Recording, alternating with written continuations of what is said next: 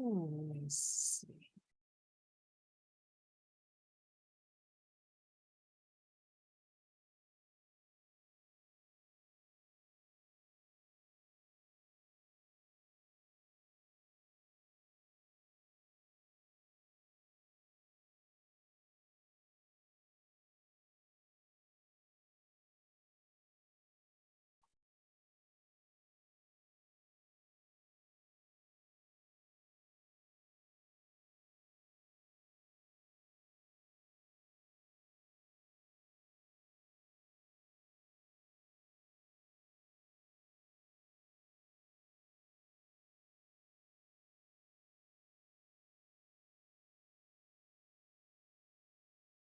Let's see.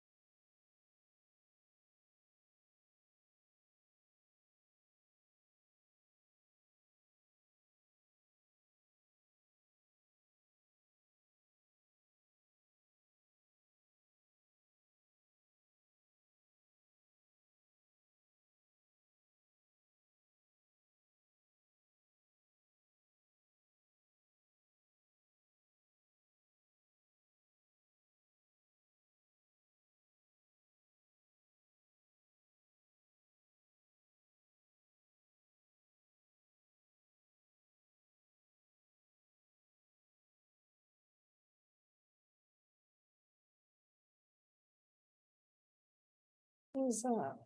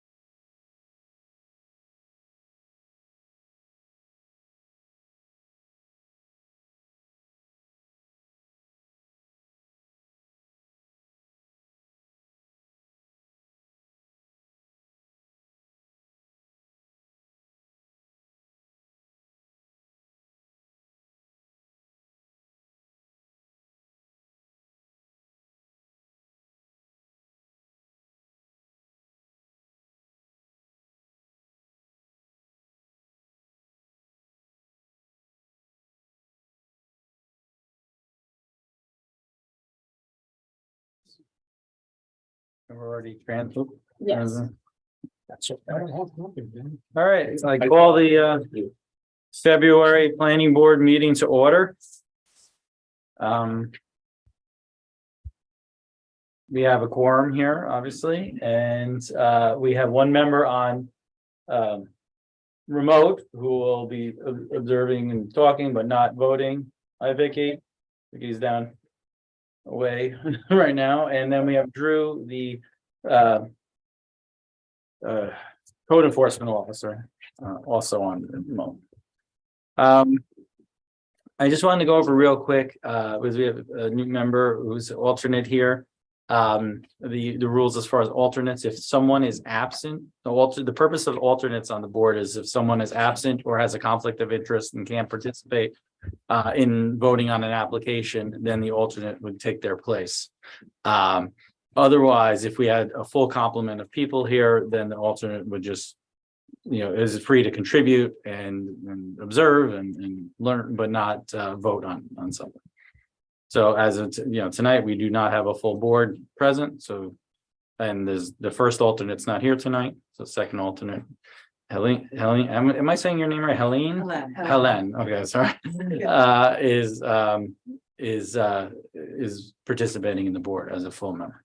And as long as you feel comfortable, are you up to speed on these applications that we'll be going over? So if you feel comfortable and feel informed, then you're free to participate and vote.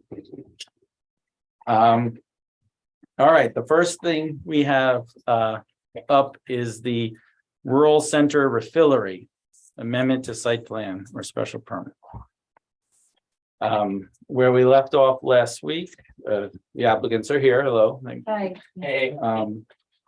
Was that you were going to get some sort of word from the Ag and Markets regarding approvals, and then they subsequently sent in forwarded an email from Ag and Markets, which basically said they'd be willing to make a determination once it's all done. So, what, we have here from Warren, is a resolution, approving the refillery if the board is, so inclined to, that would, have the condition that Ag and Markets, it approves their, whatever, their requirements are. And if that's fulfilled, then they would be able to open.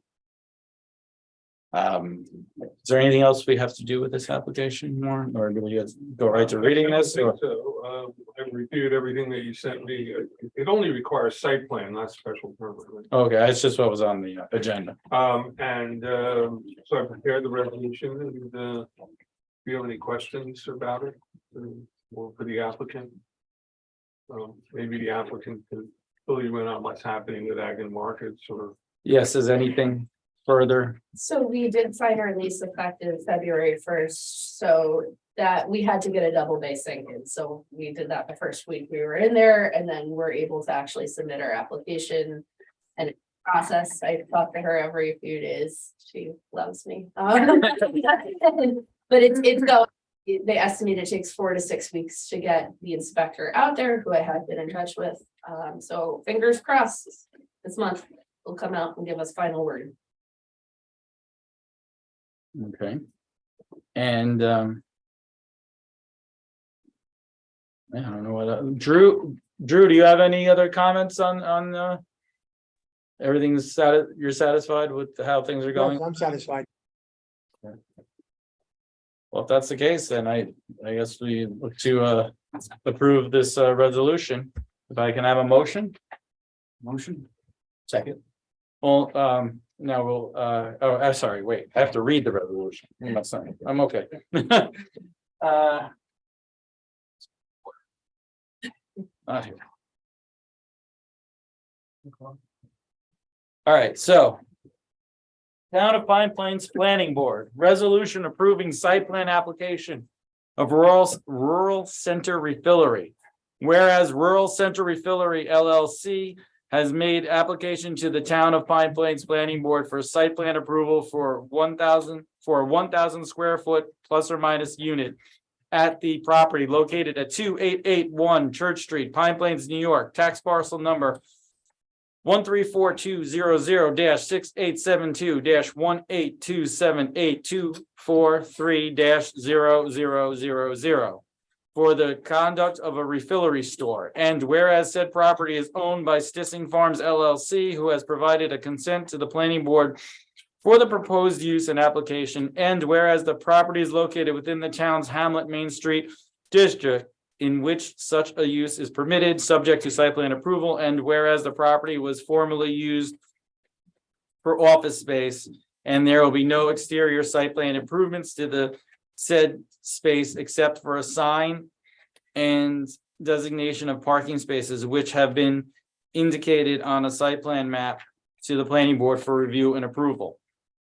Whereas the application was discussed and reviewed by the planning board at its January 11th, 2023 meeting, and whereas the application has been reviewed by the attorney to the town, to the attorney to the town and the town engineer, and whereas the planning board determined the public hearing on said site plan is not necessary and has waived the requirement of the same, and whereas the applicant has represented and provided proof to the planning board that the proposed use does not require approval by the Dutchess County Department of Health, but does require approval of a food processing establishment by the New York State Department of Agriculture and Markets. And whereas the applicant has provided proof that it has made the necessary application for a food processing establishment license to the, a food processing establishment license to the New York State Department of Agriculture and Markets. And whereas the applicant has represented to the planning board that Ag and Markets will not be able to provide a formal statement indicating that the proposed business activities fall under Ag and Markets jurisdiction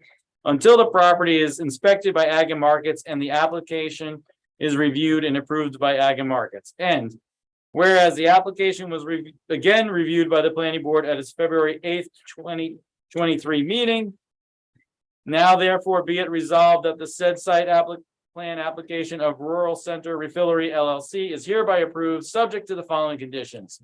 that the business operation be conducted in a manner which does not require approval by the Dutchess County Department of Health, that the applicant obtain approval of its food processing establishment license and any other approvals required from the New York State Department of Agriculture and Markets for its intended use, that there shall be no food preparation or foods consumed on site, that the business be operated in conjunction with the site plan submitted to the planning board for its approval, and that the business be operated in accordance with the requirements of the Department of Agriculture and Markets Food Processing Establishment License issued to the applicant, and that all application escrow fees and other charges imposed on this application by the planning board and town code be paid prior to signing of the site plan by the planning board chairman. The planning, okay, so now, can I have a motion to accept this resolution? A motion. Second. All right, so we're gonna have a roll call vote.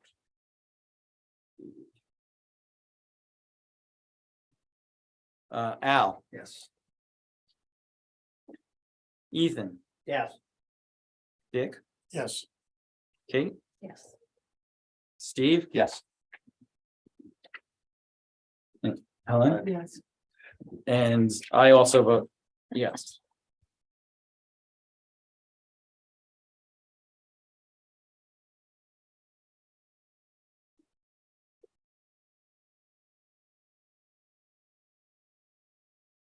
It's just pretty good with add Helen's name. That's good to go. Thank you.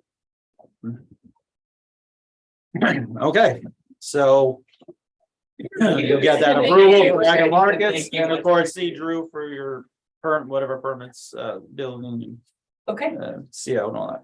Great. All right, thank you. thank you so much. Good luck. Thank you. To go, I have to go walk and go my house.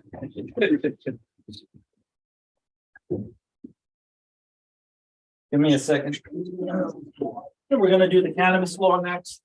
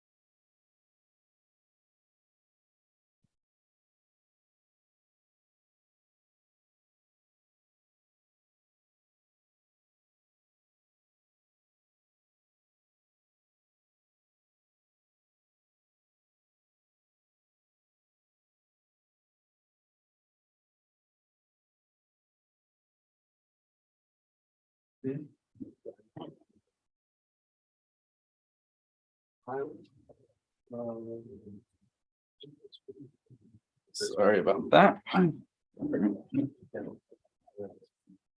Yeah, but we have to work. Oh, you guys, Are you gonna make? somebody took my cannabis. I did. Okay, that's fine. It's fine.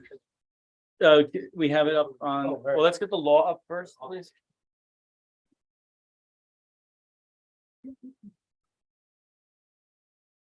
And then we'll go over there. I'll include it. Warren, do you want to just explain what we're doing here with What are you doing? the cannabis law? Yeah, it's basically close to being passed by the town board. We had the public hearing at the last meeting. There were only one person who spoke, and it really was no opposition to it. We did get some recommendation from Dutchess County Department of Planning, which I have reviewed with our consultant planner.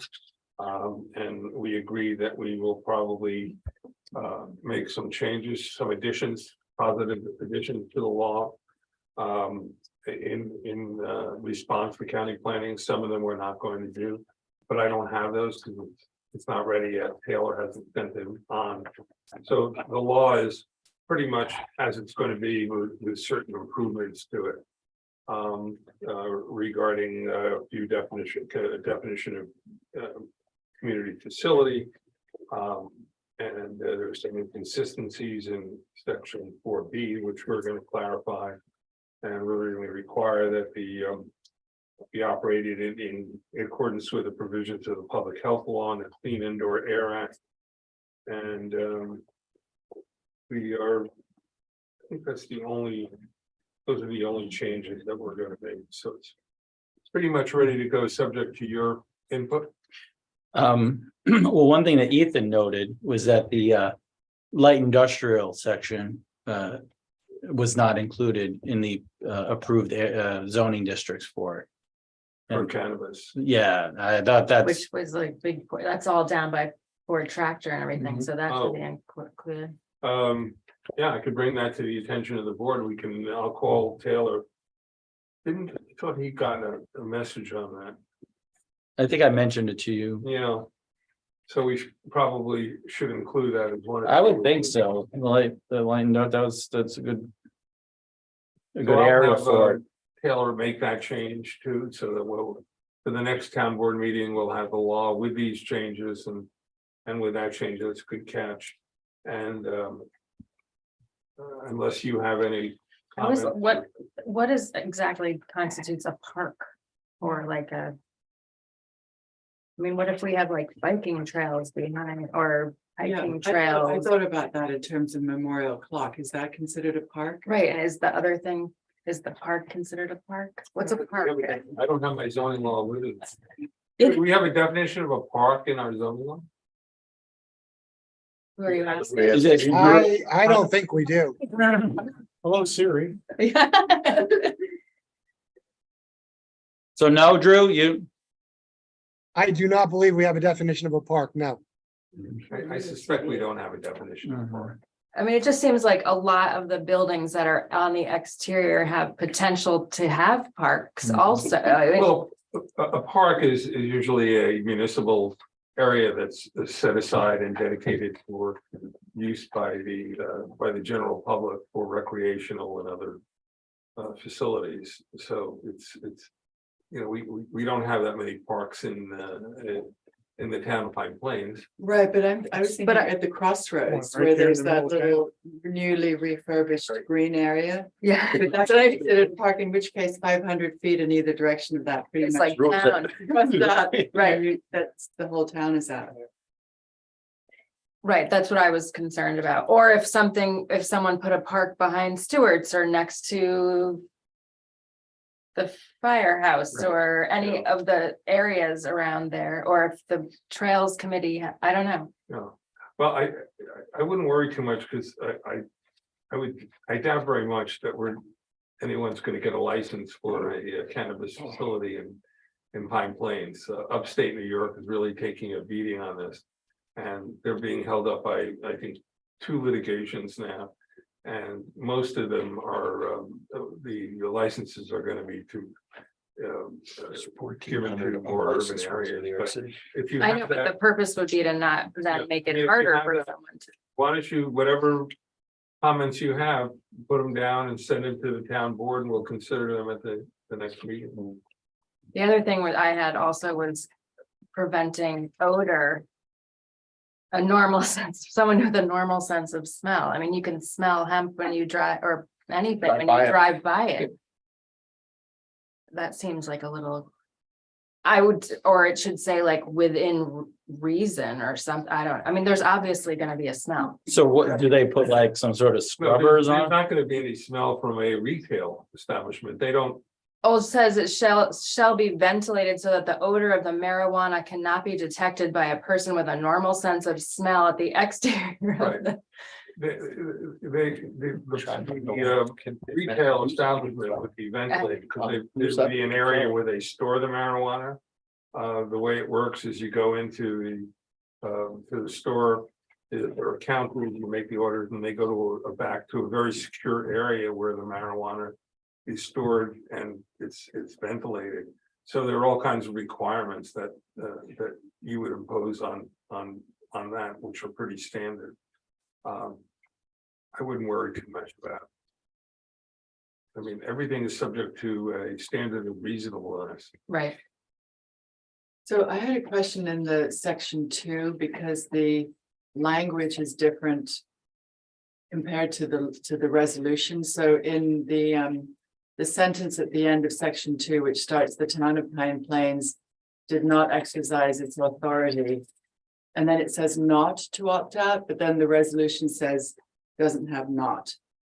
And not doesn't seem to be appropriate in this context. So I wasn't sure if that was a typo. So run that past. Yeah, section 2, legislative intent. Right, section 2 is legislative intent. Yeah, Okay, second to last sentence. the town of Pine Plains Yeah, did not exercise its authority Not top. to opt out of allowing building industries and Corning may be licensed in site. So what's the problem? but here it says not to opt out.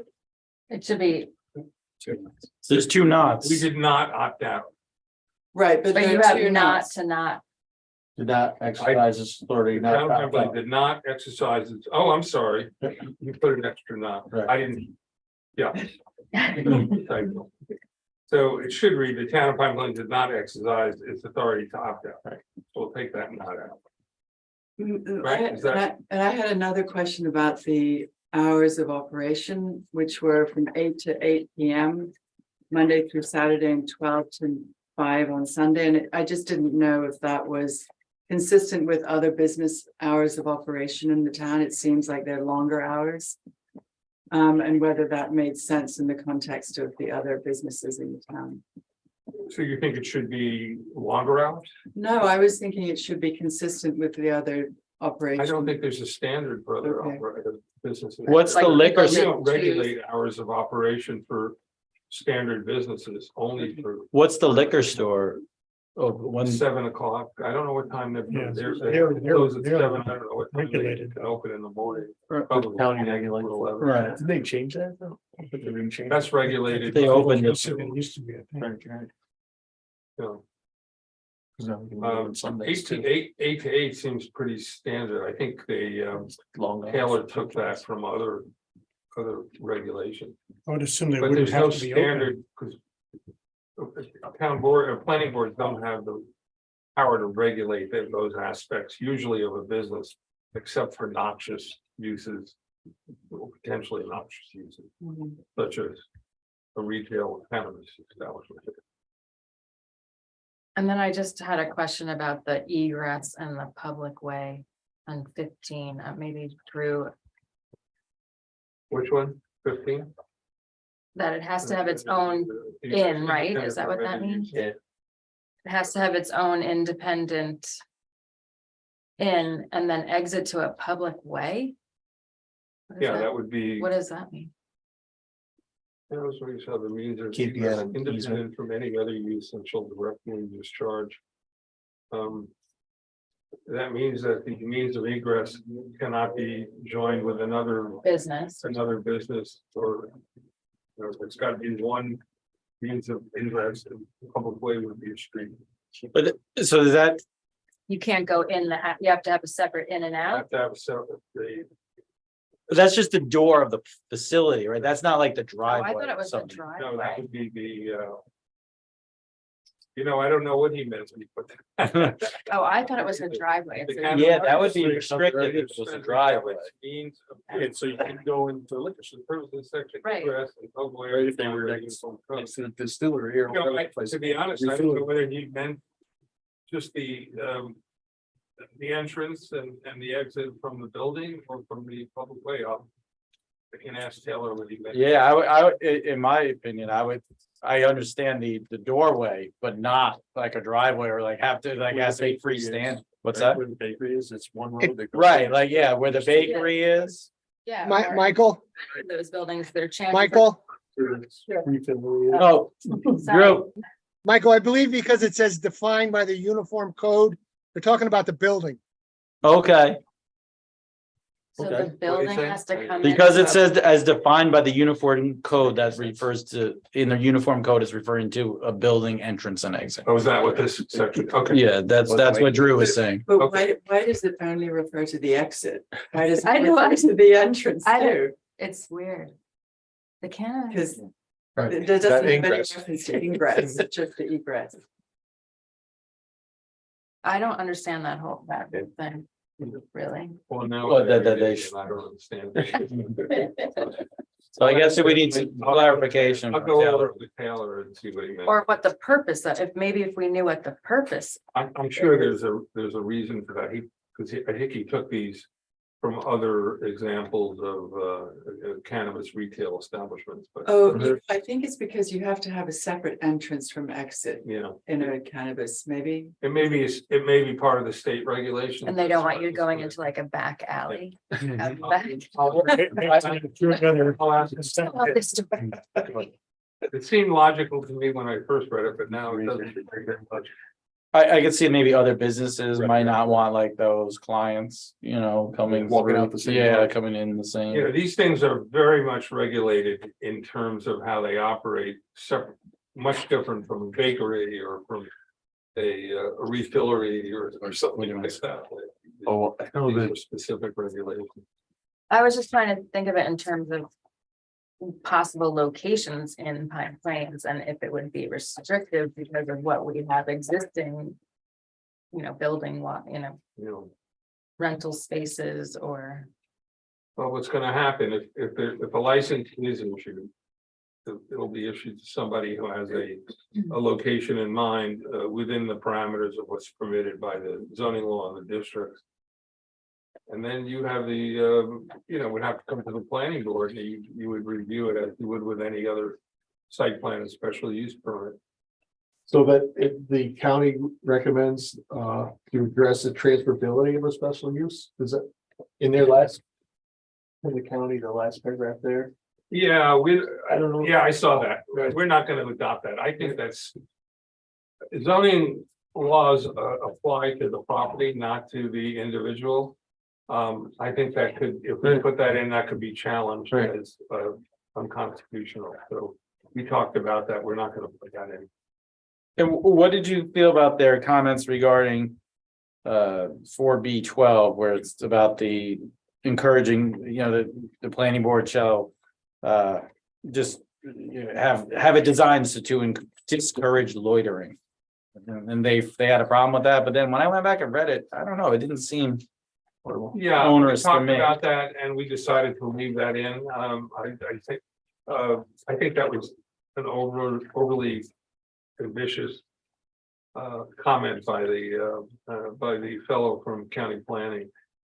He may be talking about possible constitutional arguments about, how do you prevent loitering? But you can, there are ways of doing it. You don't put benches outside, you don't design it in a way that it's going to attract the public to hang around the facility, and that's what I think we're talking about. So I think it might be slightly vague, but I think has enough specificity that it could be applied by the planning board to the particular application before. So we decided to leave that in. Okay. So how do we, we have to coalesce all these, collate all these points and do Yeah, a memo? Just put it together in a letter so that we have it for the town board meeting for next, or as soon as possible, because we. Right, you want to get this. Want to make some changes before it gets to the town board meeting next week. Okay, so should we vote on just, you guys, can I have a motion that I will draft a memo. Did you have a question? Oh, draft a memo, based upon the comments made here tonight. I will try to run it by you guys before I. Give us all the comment, even, just whatever questions or comments you have, and we'll take a look at all. And, okay, so can I have a motion? A motion for it. Second. All in favor? Aye. All opposed? But just provided, I'm assuming that the board is generally in favor of the law. Oh, yes. Indicate that. Yeah. I think the light industrial is really important because. Yeah. Light Otherwise, you industrial. can't find a spot. Yeah. The whole system is really screwed up. How did Massachusetts do it? So like they like pop up like mushrooms all over the place. Oh, it's crazy. If you go to we go through Great Barrington a lot on the way to the Cape. I think they have a 6 or 7. I think more than, yeah. It's crazy. Divine. And It must be making money. I can't imagine. Because it's very expensive to get the license. You have to put a lot of money in. And how many people from New York are going over the border? You'd think that. You know, Well, that's where everybody's going. But yeah, I think it's, you know, I would say it's drafted well and for the most part, well. You know, if there's someone does try to do a license here, it'll work. I mean, you have the normal site plan, special use permit. Provisions in the law, which would also apply to any application. So you're gonna have a lot of oversight over anything that's proposed to be cited, but. Don't hold your breath if it's gonna happen soon.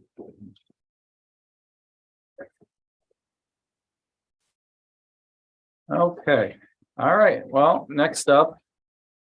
Is Carson Power. Solar installation. Hey guys, And Andrew's here again. back again. Good to see everybody. Well, just to give everyone, so where we left off, we left the public hearing open after the public hearing special meeting we had. Tonight, we are just, I don't know, doing an after. Reconnoiter. Yeah, and plot out the future course of this application. And the applicant had, sorry, Warren? I'm sorry, I didn't mean to interrupt. I was just saying, and the applicant has some further materials here that. And I prepared a resolution designating the planning board as lead agency, which you're gonna have to pass tonight. For the environmental review for the secret.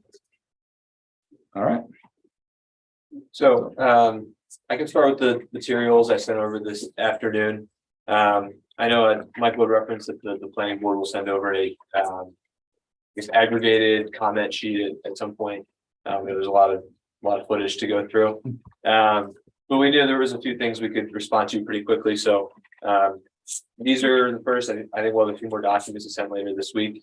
None of these are site plan revisions. They're just for informational purposes regarding the project. So the first one we did send over what constitutes our tree disposal plan with some more information on how the trees will be disposed of and what the timeline would be and what the method would be. So we did talk to a few different tree disposal vendors about what their process would be and what procedures would look like. So that's reflected here. I think the one thing you'll notice here is, so I guess generally, whatever chips are able to be used on site for erosion control measures will be, they'll likely be too much for what will make sense to keep on site and some left to be disposed of off site. So the long and short of it is whatever can be used on site to help with, erosion control. So the project will be, what is ultimately too much will be removed from the site. And again, the goal there is to control stormwater during construction, but make it so that vegetation can grow in as quickly as possible.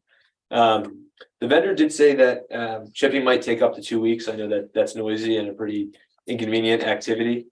So happy to take any comment from the planning board on restricting the hours for shipping in particular to maybe a middle of the day or weekdays only. We definitely have some flexibility there, and we'll whatever feedback the planning board has. That was the first one. The second one, Pauline had asked a really good question about the net carbon benefit. As I'd spoken about about 13,000 metric tons of CO2 emissions that this project will be displacing annually. So those figures are from the greenhouse gas equivalencies calculator that the EPA makes publicly available. So if you want to play around with it, you can Google it and put in these numbers and see what pops up. They give a ton of responses on all the different equivalencies. I threw a couple of the highlights in. Here you can take a look at on page 2. I won't read them off, but generally the annual carbon avoided, right? So when the solar facility is turned on, it's displacing what's likely natural gas energy generation elsewhere in the state. So that natural gas, the emissions from that natural gas generation now being avoided by nature of the solar facility, displacing it. So the annual emissions from that natural gas generation would be equivalent to, on the bottom, so the net sequestration of 15,000 trees. And trees hold carbon for a long time, so that would also be equivalent to 88.4 acres of trees that are preserved. So we're proposing clearing of about 25 acres of trees. So in year one, it's already net benefited over the lifetime of the solar project. Obviously, the trees are only cleared once. It's a tremendously more beneficial for the solar to be displacing the carbon emissions from the CO2 emitting resource as opposed to the net benefit of the sequestration of the trees. So, Andrew, I thank you for preparing this, and I've only just seen it, but I was just interested because I was trying to understand, like you're saying here, you've got 13,111 metric tons of avoided emissions, shall we say? Correct. And then I was trying to understand if you take down 25 acres of trees, but it could be more, right? Because you could have these additional the roadways and like this 25.8 acres that you mentioned here, Yes. that's this area here, right? Or is that also including any other? Yeah. So we can jump right to that. Yeah. So Well, it's okay. I'm just trying to understand, like, the total acreage of trees removed yeah. annually would sequester how many thousand tons So- of carbon? So the 13,000 metric tons of carbon is the equivalent of, so they had 88.4 acres of US forest preserved from conversion to cropland in 1 year. So I guess you would take the total sequestered carbon from that 88.4 acres, which is existing and been there for some time. And that would be the emissions equivalent to what we would displace in 1 year of generation from the solar facility. Mhm. So you're just saying, assume that 25 acres of the 88 acres Yes, is. So, correct. It goes away, so your net is the equivalent of like 53 acres. Yeah, in year one. And then obviously the trees get cleared once, but the solar facility will operate for a minimum of 25 years. Right, but you still have the fact that you don't have a forest there absorbing the carbon for the duration of the facility's life. Correct. Right, so it's an annual equation, not a one-off. Well, I think so that they did it two ways. The EPA calculator had it two ways. So the second bullet would be, so 15,516 acres of US forest in 1 year. So the trees are sequestering a marginal amount of carbon on an annual basis, but then they store it for a long period of time. So the 13,000, so the annual emissions sequestered by over 15,000 trees would be equivalent to the 13,000 metric tons of CO2. Yeah, I'll look at it. Sure, it's a bit odd. It took me a while to read through it, but they have some good resources on that on the website. Thank you. Okay, so those were the two letters, and then the map I provided. So we did take a closer look at what the shading impacts are of the system and the tree heights and where we would likely need to do additional clearing outside of the fence. So the shading impacts are most substantial to the south and to the west of the project. So if you're looking at the map, the purple tinted area is everything inside the fence line. We pulled off the panels to make it a little bit easier to see what the actual land looks like. So it's almost 20 acres on the nose of trees within the fence line. That number's not changed. We took a closer look at what would need to be cleared outside of the fence line. So that includes less than half an acre for the eastern access road. So that spot up in the top in the northeast or the north central. And then if you follow the green area around the outside, that would likely need to be cleared as well to prevent shading and to make sure there's no trees that could fall in the fence. So some additional clearing to the north and the east, although it's much more limited than what will need to be cleared to the south and to the west, where the shading impacts are more substantial. So, yeah, in the proposal, one of the documents, I don't remember which one it was talking about some additional clearing, selective clearing of trees. So that I tried to encompass what would be all the selective clearing. And again, I think, it's possible that some of the very bottom trees there, right, might not need to be cleared or could be trimmed and accomplish the goal of preventing, a fall event on the system or shading of like a negative shading impact. So the green shaded area So nothing outside of that area should be touched at all. Correct, so I made sure to include a 20-foot buffer between the maximum extent of the green area and the fence line. So we won't, or the property boundary, so there'll be a minimum of 20 feet of trees. Between the property boundary and the extent of clearing at any point on the facility, but it only really matters on that west and southern area.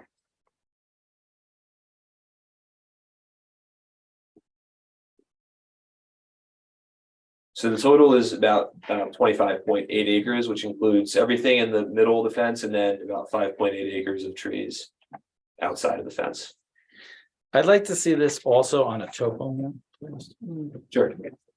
We can put the topo on there. Yeah, like, but, you know, yeah. Just so I could see like, you know, where this clearing's happening in relation to, you know, what down, you know, trying to, Sure. where the downhills go. I did go on Google Earth, like you can kind of position yourself. Hmm. It's a little, but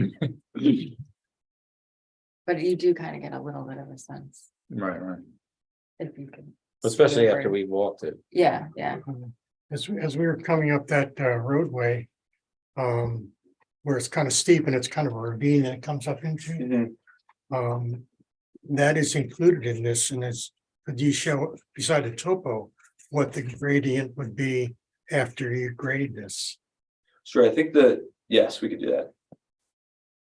So you can see where major work might be happening. Sure. So is this a ridge along here? I wasn't there at the site. unfortunately. Yeah, so that's why the fields to the east and west are separated, as Yeah. there's a pretty precipitous drop off there. Wait, where were you talking? The ridge here. So, yeah, the ridge, that's where it drops off after there to the east. Yeah. As you head to, yes, correct. Mhm. But there's also a slight ridge in the middle, like where that tree line is, like between the two fields. Yeah. No, north between and south. the two, Or nope, the white. right line. there you go, There, yeah. yeah. I see. And like the highest point is in this easterly field, like in the middle, right? Yeah, that's where the highest, Yeah, I think the actual highest point, it's might actually be towards the back. towards the back, Yeah, meaning the north, the south. South. to the south. Remember we walked, like, Yeah. and it got wooded and there was like a And deer dropped off. stand, Right. for chairs, All right, and then it dropped Then it drops off. way down. yeah. And on the southernmost point, how close will the closest panels be to the property line? To the southern property Yeah, to the line. southern property line. That looks like the closest spot there. I'm just curious how close it would be. Yeah, I don't have that number. Yeah, I'd have to take a look. I don't know if there's any setback issues with that as far as zoning. Yeah, I I know think the buildings there are. I have no idea if, solar panels fall Sure. into play with that, so. we've been pretty careful to make sure that we're compliant with all the setbacks in the solar law. Yeah. So I guess the last thing here, I think it is worth noting, obviously, the 25.8 acres of tree clearing is certainly substantial. We are planning on conserving the entirety of the property. So although, 25.8 trees approximately will be removed, significantly more trees will be conserved. As part of what we're planning to do here, as well as the ag fields. They're going to asked about that as well. So the ag fields on the top that are going to be removed from ag production is about 21.8 acres. And there's about 33 acres in the lower fields that again will be conserved and preserved. But I took a little bit off because I know we have to have a vegetated retention pond towards the bottom. So I counted it as 32.5. But yeah, those are the numbers. So, in the environmental assessment form, Mhm. it talked about the runoff from the panels being directed to the wetlands. And I'm just curious because, well, the environmental assessment form is a little confusing because it says there's both no wetlands, but there also says there's wetlands, so it's contradicting itself. Mhm. But having said that, when it talks about runoff, it says that the runoff is going to be directed to the wetlands. So am I correct? Is this the wetland area over here? So there are no wetlands in the project area. It's possible that it's referring to the retention pond on the bottom. Well, the designated wetlands that, when you look at the Army Corps chart that were on there, right? There's wetlands on the Army Corps. Army Corps, what does it? Right, Yeah. they were mapped, but it's a delineator did not find any wetlands on site. It's well, I have somebody from our environmental consultant on, she'll go over that in a few minutes. But let me see if I can answer that question. Eric, do you happen to have the thief in front of you? Yeah, I don't have it in front of me, but there are no wetlands on site, but there are wetlands surrounding the site. So any runoff, would either enter into our stormwater practices or would flow off site via sheet flow as it normally does, today. So there would be no change. I'm sorry, I didn't catch that. You said that with regards to the wetlands and the FEEF, it talks about the runoff being directed to the wetlands. So what did that mean? Oh, off-site. Off-site. Wetlands So, off-site? yeah.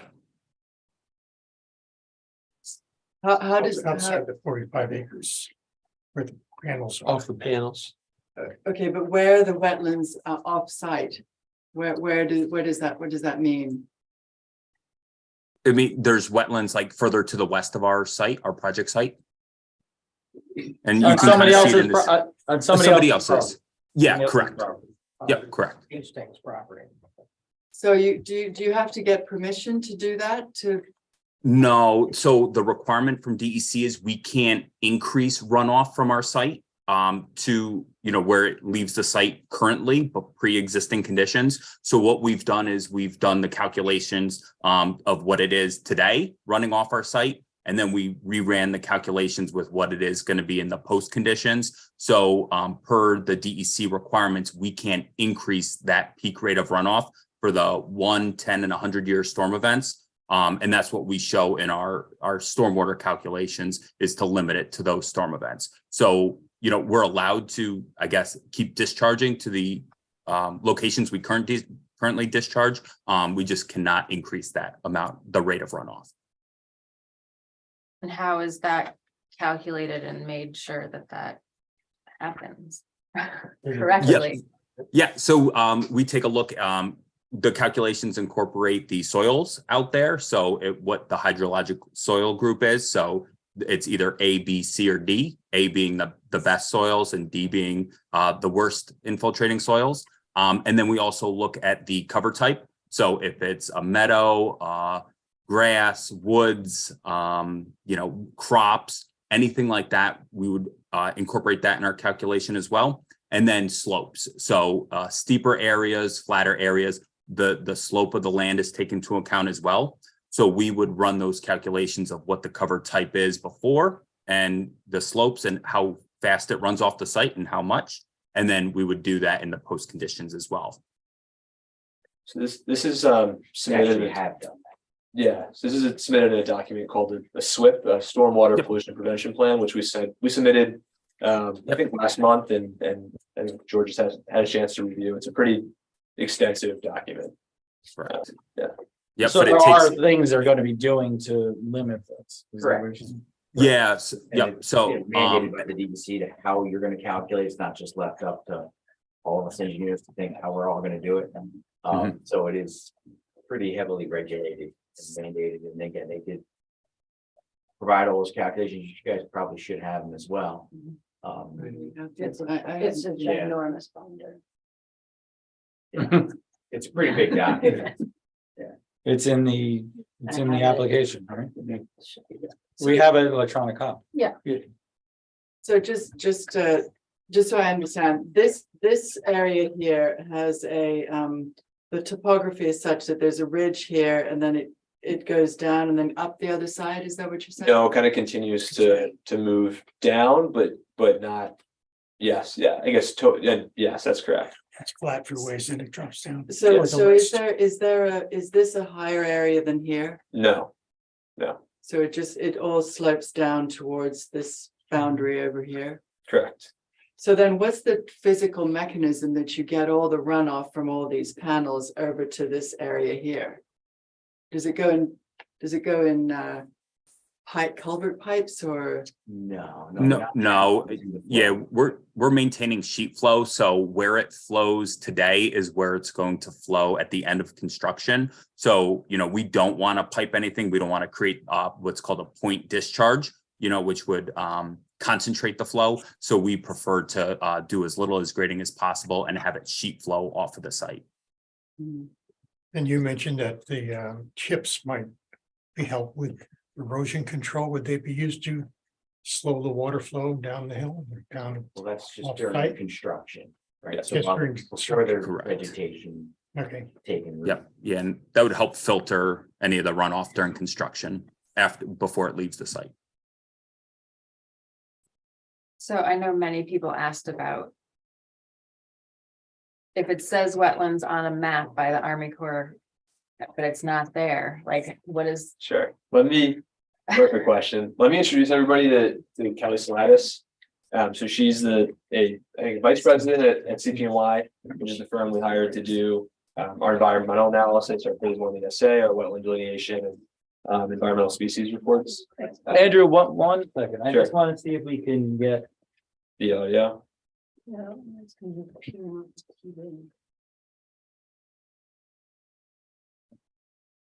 It's the privacy.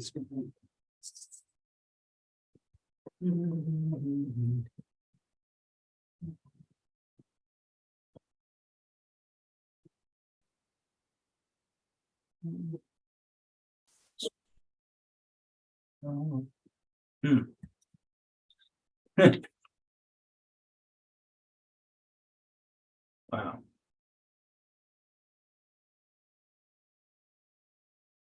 It's supposedly playing out of the TV.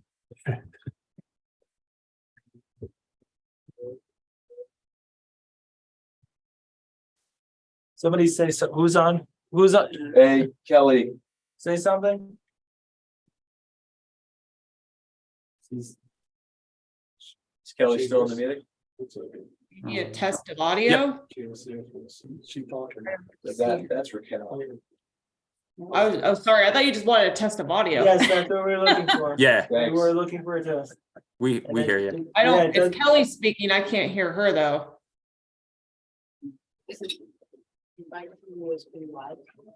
No, we don't hear you. I have digital output to town. No, it should come out the. All right, well, whatever. All right. what if you pair a new output device? What's that? What if you pair a new if you add a device, will it add the TV?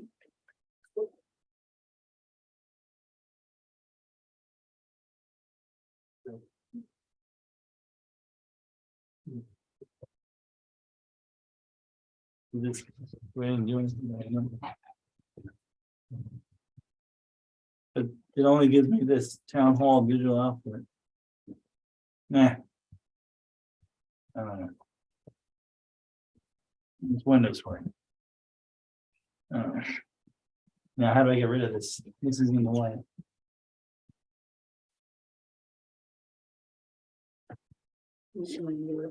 Yeah, can you close it? Right. Well, it was worth a shot. Wow, maybe that's how we reach right.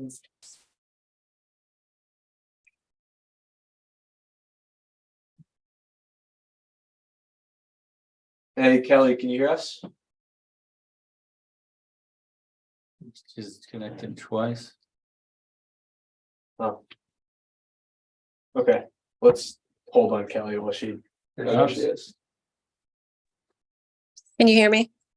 Yes, Okay, I just called in on my phone. I don't know what's going on. It might be my speakers on the computer. Sorry about that. Yeah. ours too. Okay, Kelly, So- would you want to introduce yourself and just speak a little bit about the work CGNY did for the project? absolutely. So good evening. I'm Kelly Salatis with CPNY and STV Company. And we're a consulting firm that's performing environmental due diligence for this particular solar project. And to speak directly to the question, yes, there are mapped national wetland inventory wetlands shown in that southwest corner of the study area. And so, there are several map resources that our folks will review before going out into the field, including those NWI maps. And generally, those are a prime focal point when they are in the field. And yeah. Hold on a second.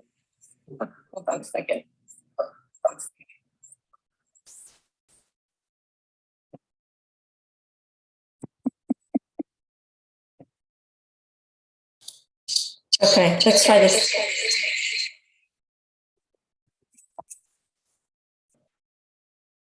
Technology making our lives easier. Oh. No. All right, we'll give Kelly a moment. Yeah, I'm still on my phone. Can you hear Perfect. me? Okay, yeah, we can hear you. Something started working again, so I was coming in on two places, both my computer and my phone. But at any rate, our biologists were in the field and reviewed that area in the southwest corner where those two mapped forested wetlands appear on the mapping. And that area was comprised predominantly of goldenrod and also common milkweed and wormwood. Those are all upland species. So when we do a wetland delineation, there are 3 indicators that have to be present in the field to constitute a wetland. And those are hydrophytic vegetation, hydrology, and hydric soils. And so there are indicator statuses for for each vegetation species that we encounter. And those indicator statuses range from an indicator of obligate, which is a species that occurs 99% of the time within wetlands, all the way to the other extreme, which is your upland species, which occur 90% of the time in uplands. And so all of those vegetation species that were observed in that area are upland species, and there are no streams or other primary or secondary hydrology indicators. So that area, as well as the rest of the 110 acres within the area that we surveyed, was determined not to have any wetlands on that site. So do those maps ever get updated with the by the So- Army Corps of Engineers, or how does that work? Yes, so there are periodic updates to the mapping, and those NWI maps are developed based on aerial interpretation. And so, depending on the time of year that the imagery was flown, it could be after a significant snowfall and then a subsequent snow melt, so there could be evidence of maybe some wet areas. They also look at changes in vegetation. And so, periodically these maps will get updated. I've been, doing wetlands work for over 20 years. Quite often there are wetlands where there are wetlands mapped. In other occasions, there are no wetlands there where they're mapped. And, quite frequently we also find wetlands in the field when they aren't shown on these maps. So it's just a tool. So what is, so this was done in November, right? The actual field, going out into the field there, right? Correct. November 2021. So, 2021. 2021. Okay, and nothing was done on any of the other seasons. But what you're saying is because the plant species are there, it precludes. Because the plant species that are there and the plant species that are not there, it precludes it from being a wetland, say in the spring. Correct. Yeah. So in order to be a wetland, it has to. You have to have 3 things. You need wetland plants, wetland soils, and you need water. If you don't have any one of those 3 things, you don't have a wetland. And Unless the it's a only, disturbed site, in which case you just need one of those. So if you go there, so it doesn't require you to go look at a different season, and this is a point that a lot of people brought up. Yeah, you can't hide the plants, you can't hide the soils. And- Arguably, like sometimes you could go through a forested wetland. And there'll be a lot of water there in the early time of the year, right? And it's a wetland. It'll have hydric soils characteristics. The water goes away, you come through, it's perfectly dry, but the soils don't change and the plants don't change. So you'd still, as a trained wetland biologist or scientist, you would know those plants, and the Army Corps publishes an indicator list. So if you don't know them by heart, you could say, okay, this is this tree. It's a white oak, right? It's a swamp white oak. And you go into your indicator list and you see what it is, or you see, So whatever's is it there. black and white, like definitely there's no way, or is it a competence in There's no- competence in So a vernal pool is considered. interval based? Right, you can't hide a wetland, is what I'm saying. You could go out there in the middle of a drought. And a Hmm. wetland biologist will know they're standing in a wetland. We can go look 100%. at it. 100%, unless they're lying. You know what I mean? That's what I'm saying. It's that black and white. It's it's like anything else, right? 2 + 2 is 4, right? But a math teacher could tell all the kids in the class that it's 6. Right. But I'm just saying is you cannot hide it even in the middle of a drought. You're still gonna have those conditions set up in the soil. And they're gonna stay there. They stay there for a very, very, very long time. You know what I mean? Before those, if you completely drain the site, right? Because people have tried this. I'll put drains in and I'll drain it. And now it's not a wetland. No, it's still a wetland. Now you've disturbed it and now you're subject to, penalties, right? Because you can't change that soil characteristic. You can't change. You could cut all the trees down. When we You were up, could mow all the plants out of there and say, you don't know what, and I've had people do this. when we were up They're there, not here, how can you prove it? Because the soil's gonna be here for 100 years, bro. You Yeah. didn't take those out, when we were up there, George, this area right here was really wet. right? And it's not vegetated because it was a plowed field. Mhm. How do one define whether that might be a wetland? Right, so that's, Yeah, again, when that it's would one be of what's those considered a disturbed site. So if you have a disturbed site, right, therefore it's not a natural occurring site anymore, then you do not need the 3 indicators anymore. So then, for instance, 1 indicator, like the soils, would suffice. But again, we'll let the biologists speak to that, but that's the way the manuals are written, that's the way the codes are interpreted.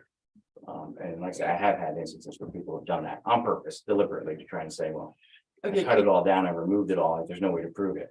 Yeah, can you right. just, so the 3 indicators are the hydric soils, Right, wetland soils, right, wetland plants, and evidence of hydrology.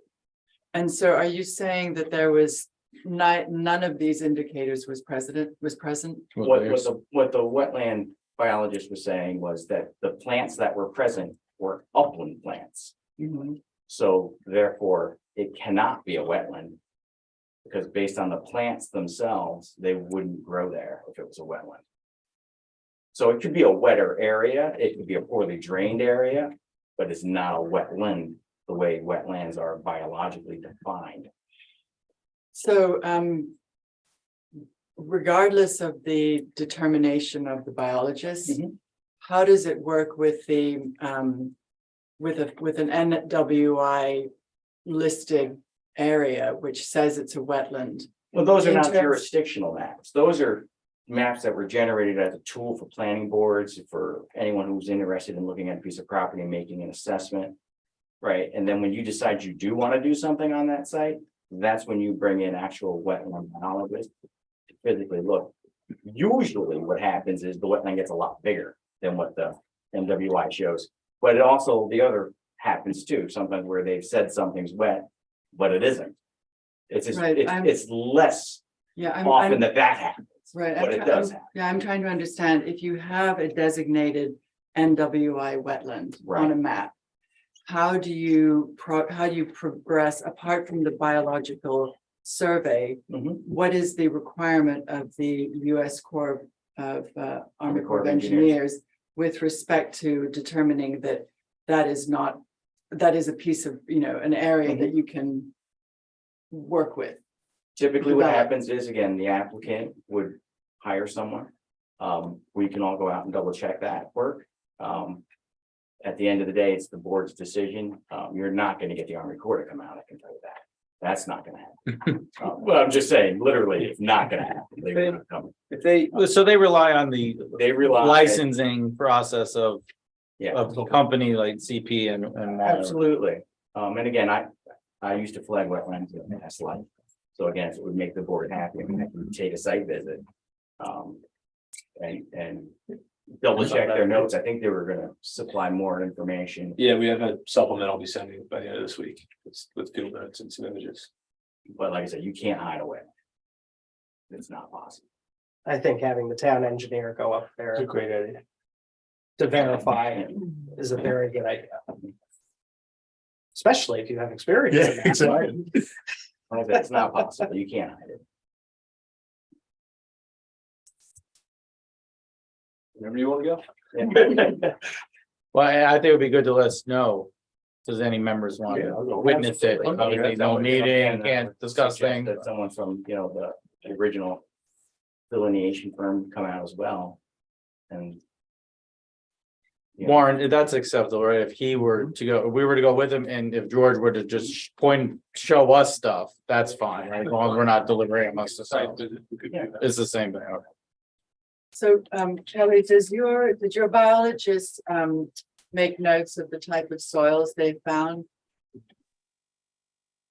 So when they were out there, because there was no hydrology and not wetland vegetation, they did not dig soil test pits. How many points did they, what area of the quote unquote wetlands did they survey? They walked the entire study area out there and then specifically walked this whole area of where that wetland is mapped.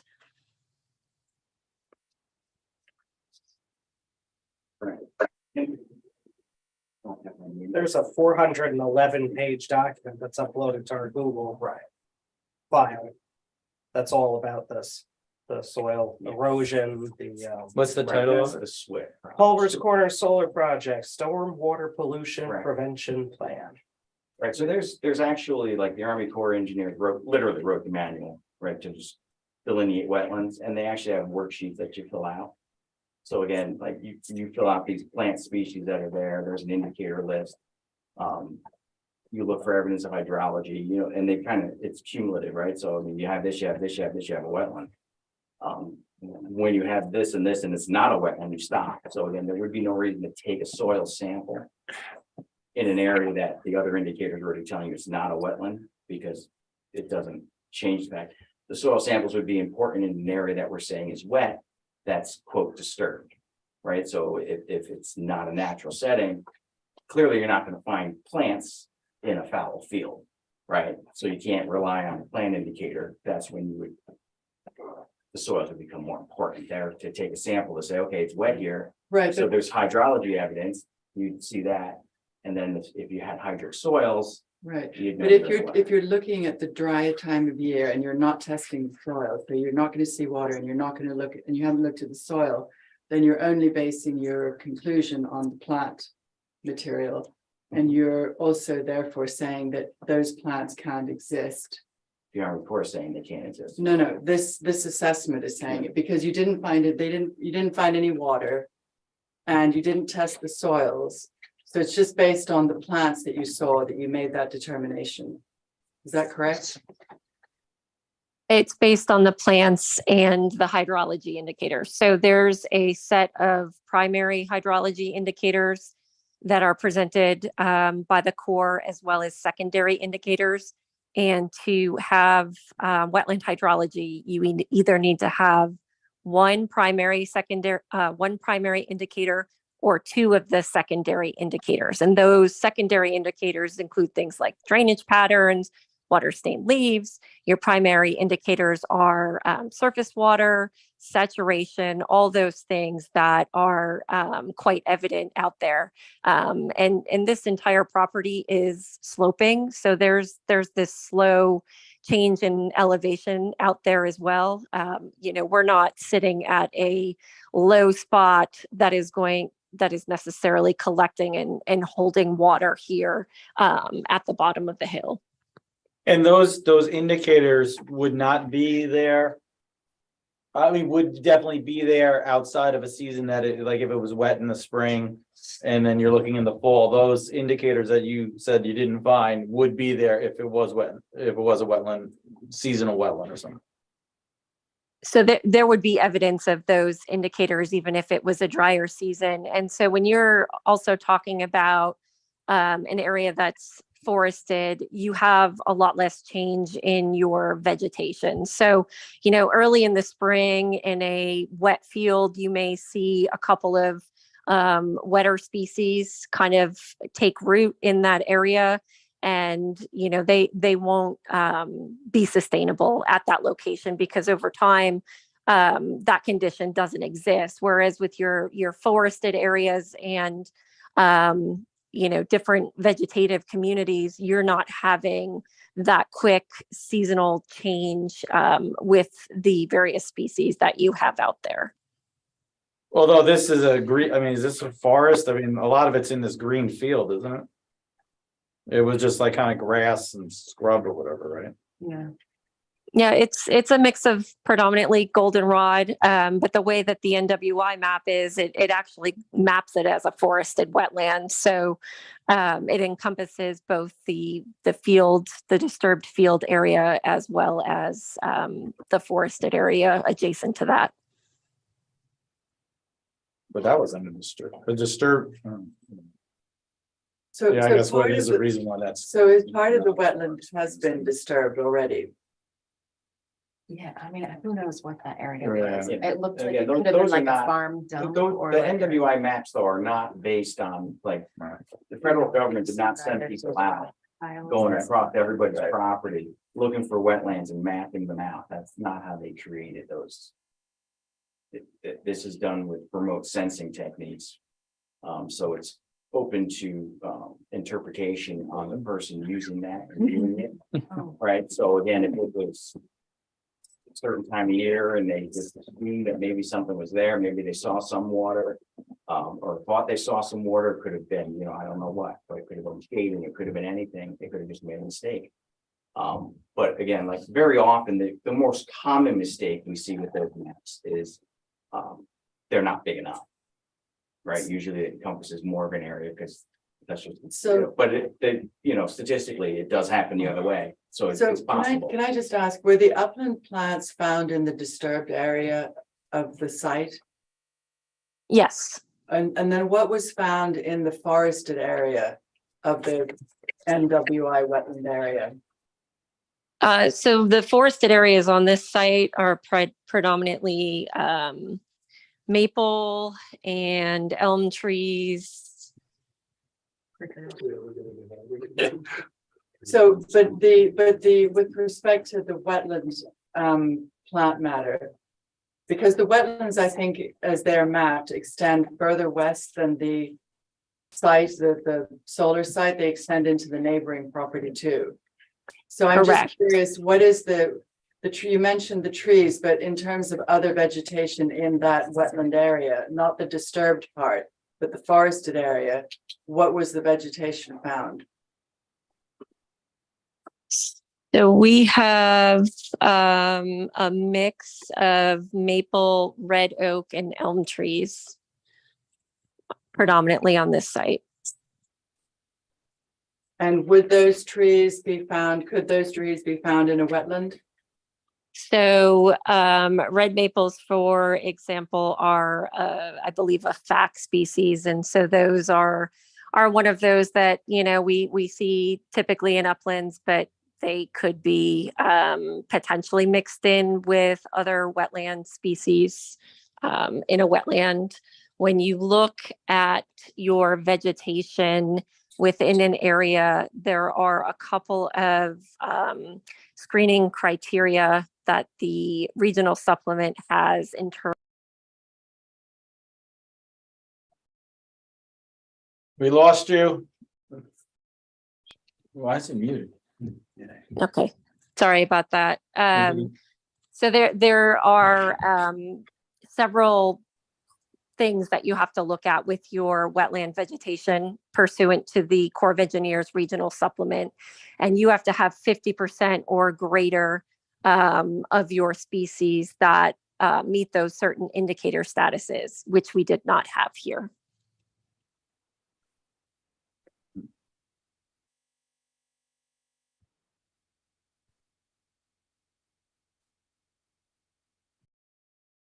I think we're gonna have to dig into those reports on and kind of digest it. Is there anyone else that you're gonna have speak tonight? Yes, so Charles Nutter is on. Charles is the Director of Channel Development at Nexamp. So we've spoken about Nexamp a bit. They're our development partner in the project. They'll also be the construction firm. They'll be the owner operator and the subscriber management company. So we want to sign up for the project. You'd go to somebody at Nexamp, although I don't think it would be Charles. Charles, do you want to introduce yourself and maybe get a quick overview on Nexamp, Nexamp's relationship to Carson and involvement in the project? Yeah, absolutely. Thanks, Andrew. And thanks everyone for the time this evening. You want to come sit over here, Warren?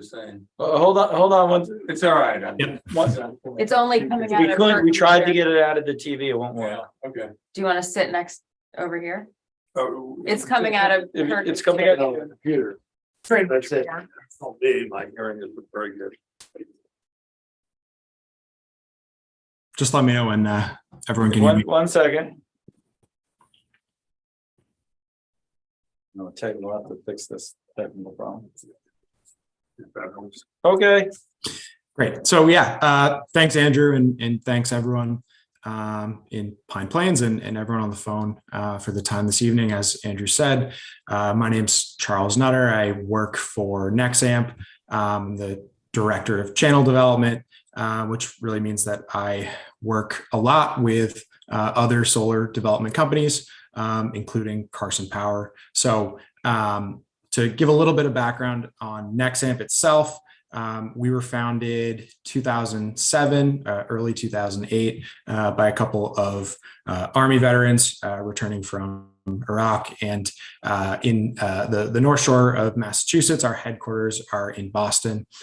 So for the last 15 years or so, we've been developing solar projects, primarily in the Northeast, though we have a fairly national reach at this point, and primarily solar projects of this caliber. So we usually refer to them as community solar projects. As Andrew mentioned, these are projects that we construct, finance, own, and operate long-term.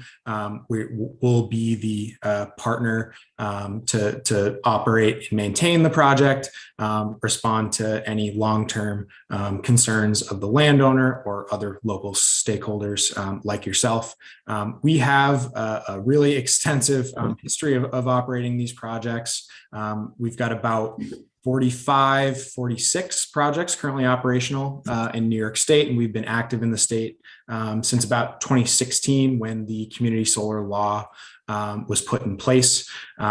We are backed primarily by an American subsidiary of Mitsubishi Corporation, as well as a number of other investors that include a company called Generate Capital, which is a pretty large and well-known renewable development investor.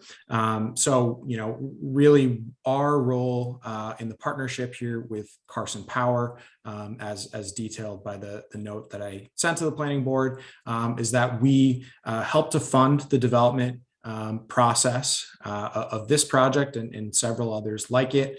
We really work hand in hand with Andrew and the other principals at Carson to make sure that the development is up to the standards of a long-term owner. So we're really careful about, we like to think we're really careful about, developing and maintaining these relationships, because we know that we're going to be involved in the long term. So as Andrew mentioned, I likely won't be the person that folks are contacting if they'd like to subscribe to the solar project and save money as a result of the participation. But we have a large internal sales customer support team that handles that business, and that's really all run internally for us. So, in summation, I mean, we're partners with Carson. We advise on the development and make sure that the development, construction, operations are held to our standards. And we're really looking forward and excited about this project. So I'm happy to take any further questions from the board or anyone in attendance. But yeah, we're thankful that you're having us here this evening, and looking forward to the project. Thank you. So just to clarify, so you said you guys who funds the building of the site? Yep. So we will be doing that long term. So much like the other solar projects that we work on in New York, Massachusetts, Maine, Illinois, we do all of the financing, construction financing for the project. We procure the equipment, so modules, racking, electrical equipment. We serve as the general contractor to build the project and subcontract a lot of the work out, and our preference is to do that with local subcontractors. So your civil contractors, forestry experts, wetland biologists, you name it. But we'll be the financing partner and long-term owner. You have two projects, at least two projects in Hyde Park, don't you? Yes. Okay. That's correct. Yeah. And so, yeah, chances are if you're driving around, I worked with you when you're in that area making those applications. So chances are you'll run into a Nexant project around there. And are you a publicly traded company, or? We're not. We're privately held. Charles, how many employees? We are up about 450 these days. So that's grown rapidly over the time that I've been with the company, about 7 years, going on 8 now. And so we used to be a startup, but no longer. So yeah, just about 450, continuing to expand to support developments like this and serve our customers long term. I think and are there any other projects of this size in Dutchess County that you've mentioned? You have some projects in Hyde Park. Are there any? Are they of comparable size? Are there any other ones that are of this size?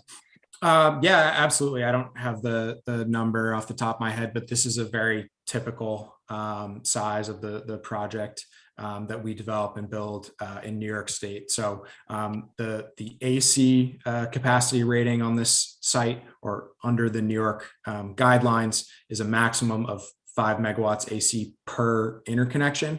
And this is very typical size of site that we build and operate and maintain. But are there any in Dutchess County of this size? I'd have to get back to you on that. I would believe so. I know we've done work in Dutchess County, as you mentioned, but I'd want to get back to you. I don't remember the size. I wasn't doing the planning board aspect of it, so I don't have as much details on those. There were 2 projects, but I didn't even. Might be a good idea to check with those references. Exactly, that's what I'm looking for. I'm looking for a reference. Yeah, I want to talk to a community and Hyde Park, see how those projects are going.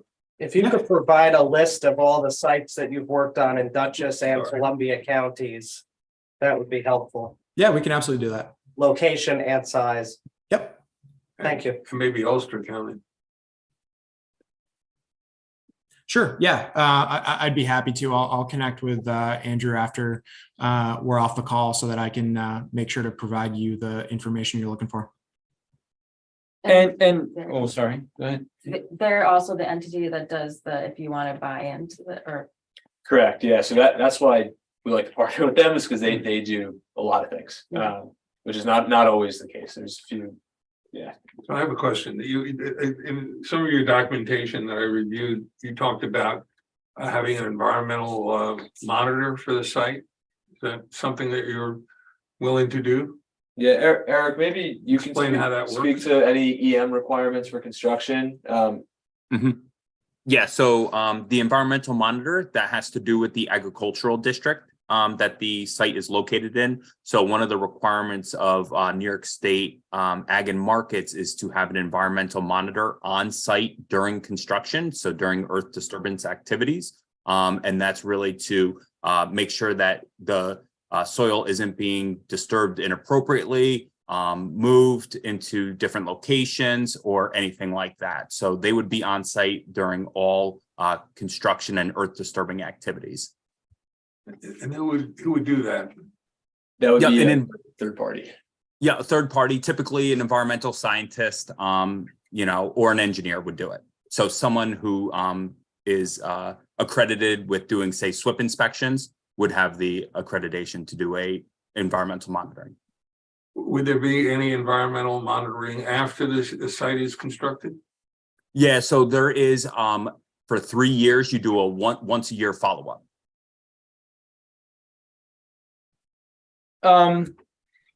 I don't know which one of you, I don't know if Charles would want to talk about this, but we've heard a lot of comments regarding toxicity and such with the actual panels themselves. Is there anything to that at all, or what, as far as just not the manufacturing process, but the ones that sit out there in the field? Is there any sort of leaching or anything that happens? Yeah, I'll let Andrew take that to begin with, but I can chip in if he needs any. Short answer is no. There's no hazardous materials associated with the modules, and every module that would be procured will be up to Nexamp's procurement standards. And I have a document to that as well that I'll share with the board later this week. Is this part of the sourcing of where they're coming from? Right. So they would do the procurement piece. So they would be, yeah, that's correct. Do you have an idea where these panels will be coming from, Charles?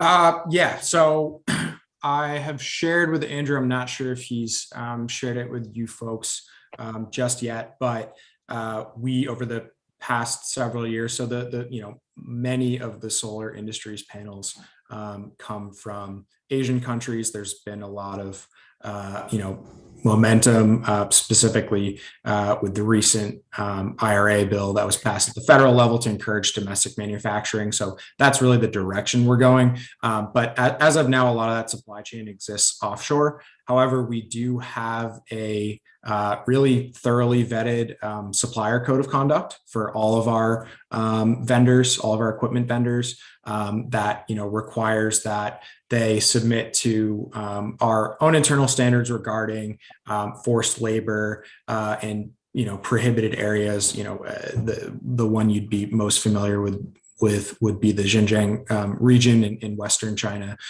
So we take that really seriously and require that anyone we do business with sign that code of conduct and submit to our own internal vetting procedures. So I am going to submit that code of conduct to the board to have on record.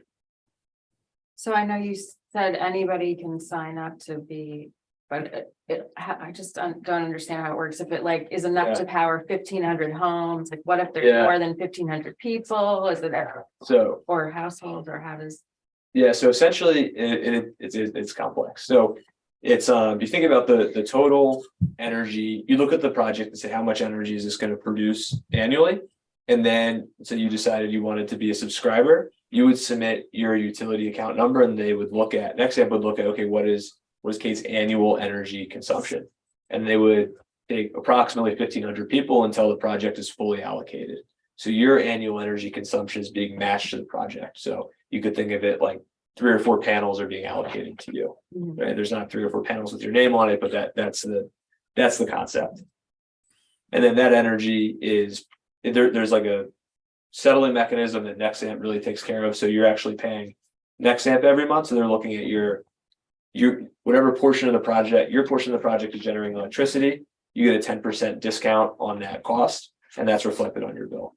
So if there's too many people that want it, just whoever's last. It is limited. It is limited. So we've agreed to with Nexamp is we'll have a 90-day exclusivity period for Pine Plains residents to have preference to sign up. Yeah, I already have solar. I don't think. And that still can if it doesn't meet your load. Yeah. Yeah, and that's really, that's for this particular project. So we want to make sure that the folks in the community can actually see the benefit from the project that's built there. In case of excess demand, I mean, we'd be thrilled to have that. But we have a number of other solar projects, some of which we're developing under a pretty similar scheme with Carson Power and some ourselves. We're always looking for new customers to enroll in this program. So as Andrew mentioned, we're happy to provide exclusivity to folks who want it and are interested in the program. We've got plenty of folks in-house, and you'd be calling directly primarily to our Boston office to get the program explained in a little bit more detail, have your savings analyzed, expected savings over the lifetime of your participation in the project. But yeah, we have additional solar farms in case this one fills up, but we would prioritize Pine Plains residents. So Charles, can you explain the price at which Nexamp is selling renewable energy? Is that at or above the current price of regular, Central Hudson non-renewable energy? Yep. So that's a good question. So it works a little bit differently. This is hinting at the complexity that Andrew mentioned. But effectively, the way that a customer who's enrolled in an operational project would see this is that you'd still get your normal Central Hudson bill. But you'd see a new line item on that bill that actually is going to offset what you would otherwise owe to Central Hudson. And then the following month, you'd pay Nexamp at a discounted price. So if the discount, our standard discount offer in New York is 10%. So you'd, in a given month, say you would have paid $200 to Central Hudson. You might see a line item on your bill saying negative $100. So you wouldn't have to pay that $100, that portion of your bill to the utility. Instead, you turn around and pay Nexamp $90. So you see the savings upfront on your bill in the form of not having to pay Central Hudson as much as you would otherwise. And it's kind of like buying a coupon for your electric bill. So you're saying that you can guarantee that a customer who's signing up with Nexamp will pay less than they're paying currently for theirs through Central Hudson. Yep, that's right. And you don't have to change anything about your electric bill. So if you get your supply directly through Central Hudson, or if you have a third-party supplier, all of that works with this program. You'll just see for every dollar that's applied to your bill and reduced what you owe to Central Hudson, you then pay a discounted amount for that dollar. So you get $1 of value up front, and then you pay 90 cents afterwards. So your savings is seen as the difference in what we offset on your bill and the reduced price that you pay to Nexamp through your participation. And that's a guaranteed rate. So we structure all of our subscriber contracts with a fixed discount that will not change throughout the lifetime of your participation or the project. And in our contracts, one of the reasons that we like to think we've been successful and continue to be in community solar programs like the one in New York is that we have a very flexible contract, and it's more or less become market standard at this point. But we offer a contract that has no cancellation fees. So if you move or just decide not to participate in the program, there's no termination penalty, and it automatically renews every 6 months. But you can cancel it and get out of the program if you like at any time. And are you currently selling renewable energy to the public who are not part of community solar programs? Could I go on to Central Hudson and find a Nexamp renewable energy opportunity to buy your renewable energy power?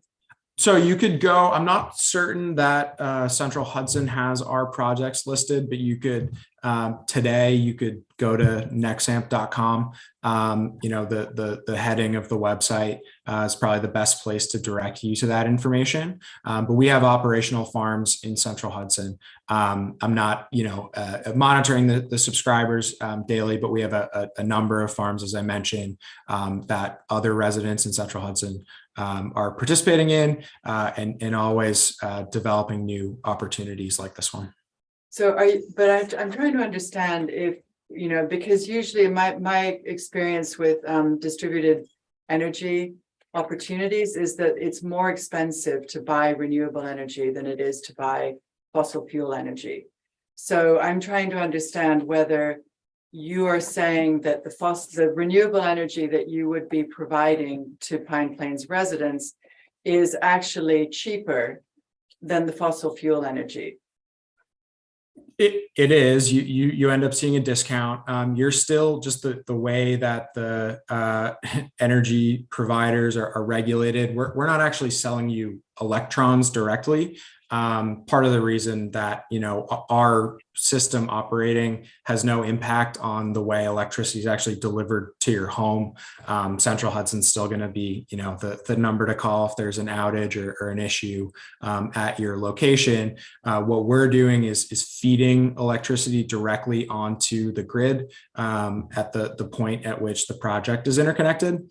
That generates these electricity credits that Central Hudson will then tally and distribute on a monthly basis towards customers' bills. And then I guess the state money comes in there somehow too, right? What about the programs that the state has that? Yeah, I can cover that one, Charles. So there's a few different incentive programs that the state facilitates. So some of those are incentives that are allocated over 10, 15, or 25 years, depending on what it is. It's called the VDER, VDER is the value stack. So that's the primary New York program, and it essentially guarantees long-term revenues for the project. So that's incentivizing the project. And then the other one is called the Megawatt Block Program. So this is a incentive that's paid over a 2-year period post-construction of the project.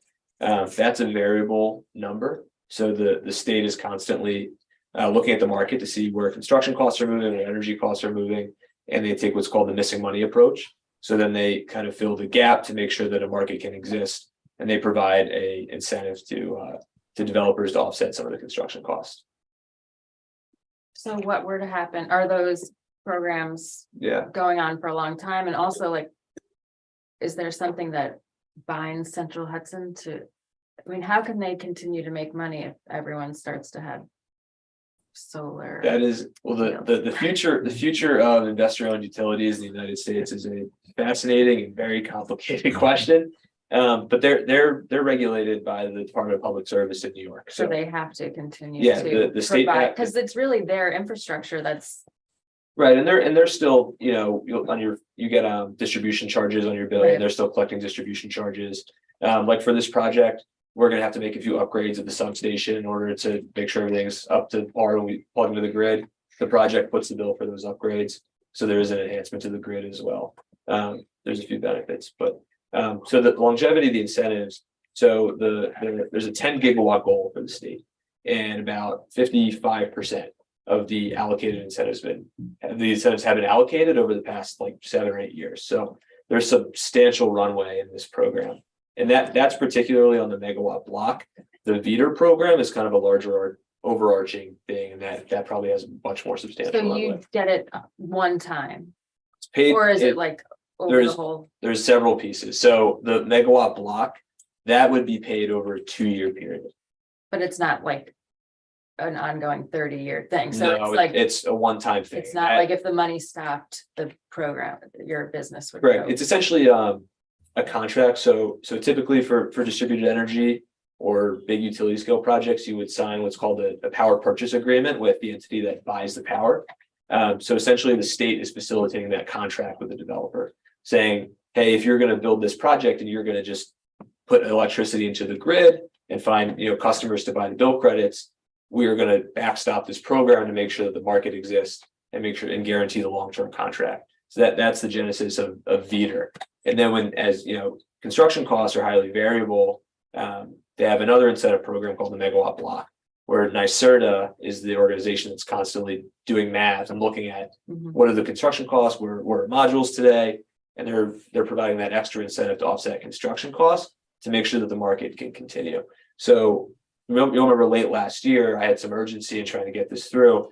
We were at the end of Megawatt Block 20, And typically they lay out several blocks in a row, right? So it takes a few years to get these projects to construction. You'd have certainty for the developers to say, okay, if I start now in 18 months, there's going to be an incentive available to offset my variable construction cost.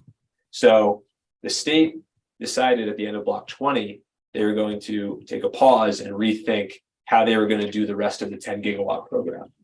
They had taken a pause at the end of 2021, and it took them almost a year to figure out that math and how they were going to continue the program.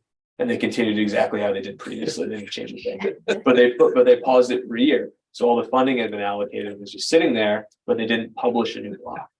So at the end of last year, there was a fear in the industry that they were going to take another long pause, but there was a lot of chatter from Carson and XAMP and other developers, and there has to be some certainty here. It's really bad for the market. It's really bad for the state's goals. So they published another block, and they're now continuing to publish blocks. So that urgency had at the end of last year is gone. Obviously, we still get the project to construction as quickly as possible. But that was what I've been referencing when I spoke to the board. And the estimate on this block going to when? This block will go another 2 or 3 months, and then they've made it very clear they'll continue to publish blocks. And the reason for this pause was because the federal government passed the Inflation Reduction Act, which had substantial changes in how tax credits are monetized and some other impacts to renewable energy facilities. So actually a part of that bill was the Treasury has to issue specific guidance on how the bill is interpreted. So that bill passed several months ago. Treasury has still not published guidance. So the state, who's doing the math on how everything works out, it's like, hold on, we need to get Treasury's guidance before we can actually figure out what the next block value should be. But they didn't want to have a pause in the market, so they kind of published like I guess called like a gateway block, and they'll continue to do that until everything's settled. But the Treasury guidance is actually expected this month, which is super exciting for me and Charles. Go ahead. Oh, okay, no, I was about to change topics a little bit. What do you have? Well, I just wanted to come back to next time. I just had a question about that. So the O&M plan, which was submitted, I forgot to which mention that is earlier. 5 pages. I mean, I guess I'm trying to understand this whole relationship and the responsibility of the project in the long run and who's really the applicant. Because it seems that Pulvers Corners Solar 1 and 2 are the subsidiaries of Nexamp. And they're the ones who are developing and building the project, right? But they're not the ones who have submitted this application. You've submitted it. Correct. So it's And actually, so what holds these entities responsible for implementing the project in the way that has been approved to you, the applicant? so every permit and every agreement with the utility or otherwise all goes through the project entities, which is Pulvers Corners Solar 1 LLC and Pulvers Corners Solar 2 LLC. Right. So the actual, those two LLCs are what hold all of the entitlement for the project itself. Those two entities are the project. So Carson and Nexamp have signed an agreement for what is the membership interest in those two companies.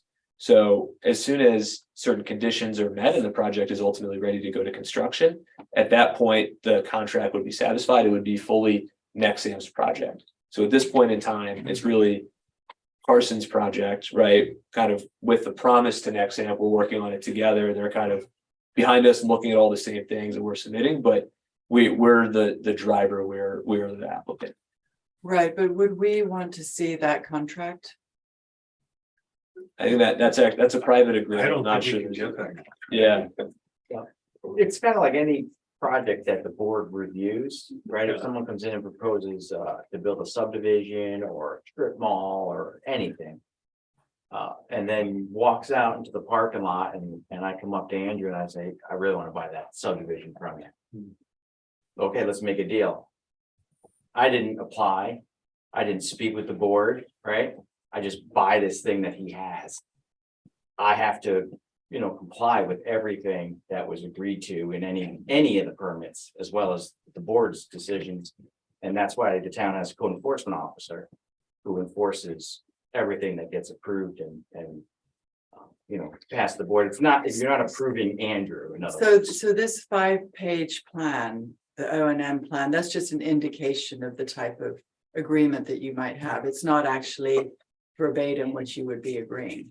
No, So so, the O and M is gonna be mandated as part of the approval, right, so the so I think, operation and maintenance. And So and that would be because- mandated. That would be That would part be of our enforced permitting on approval. whoever owns that, Right. solar. which would be to the project company, right? So the reason we use Nexamp's operation and maintenance guide is because they'll be the ones facilitating the O and M. And so would this be the extent of it, just these 5 pages? For the O and M Yeah. plan? Yeah, that's correct. So this is a draft of what you would be, this is like something that would be realistically. Yes, that is directly from them. So, you know, that's an example, and we kind of partner up.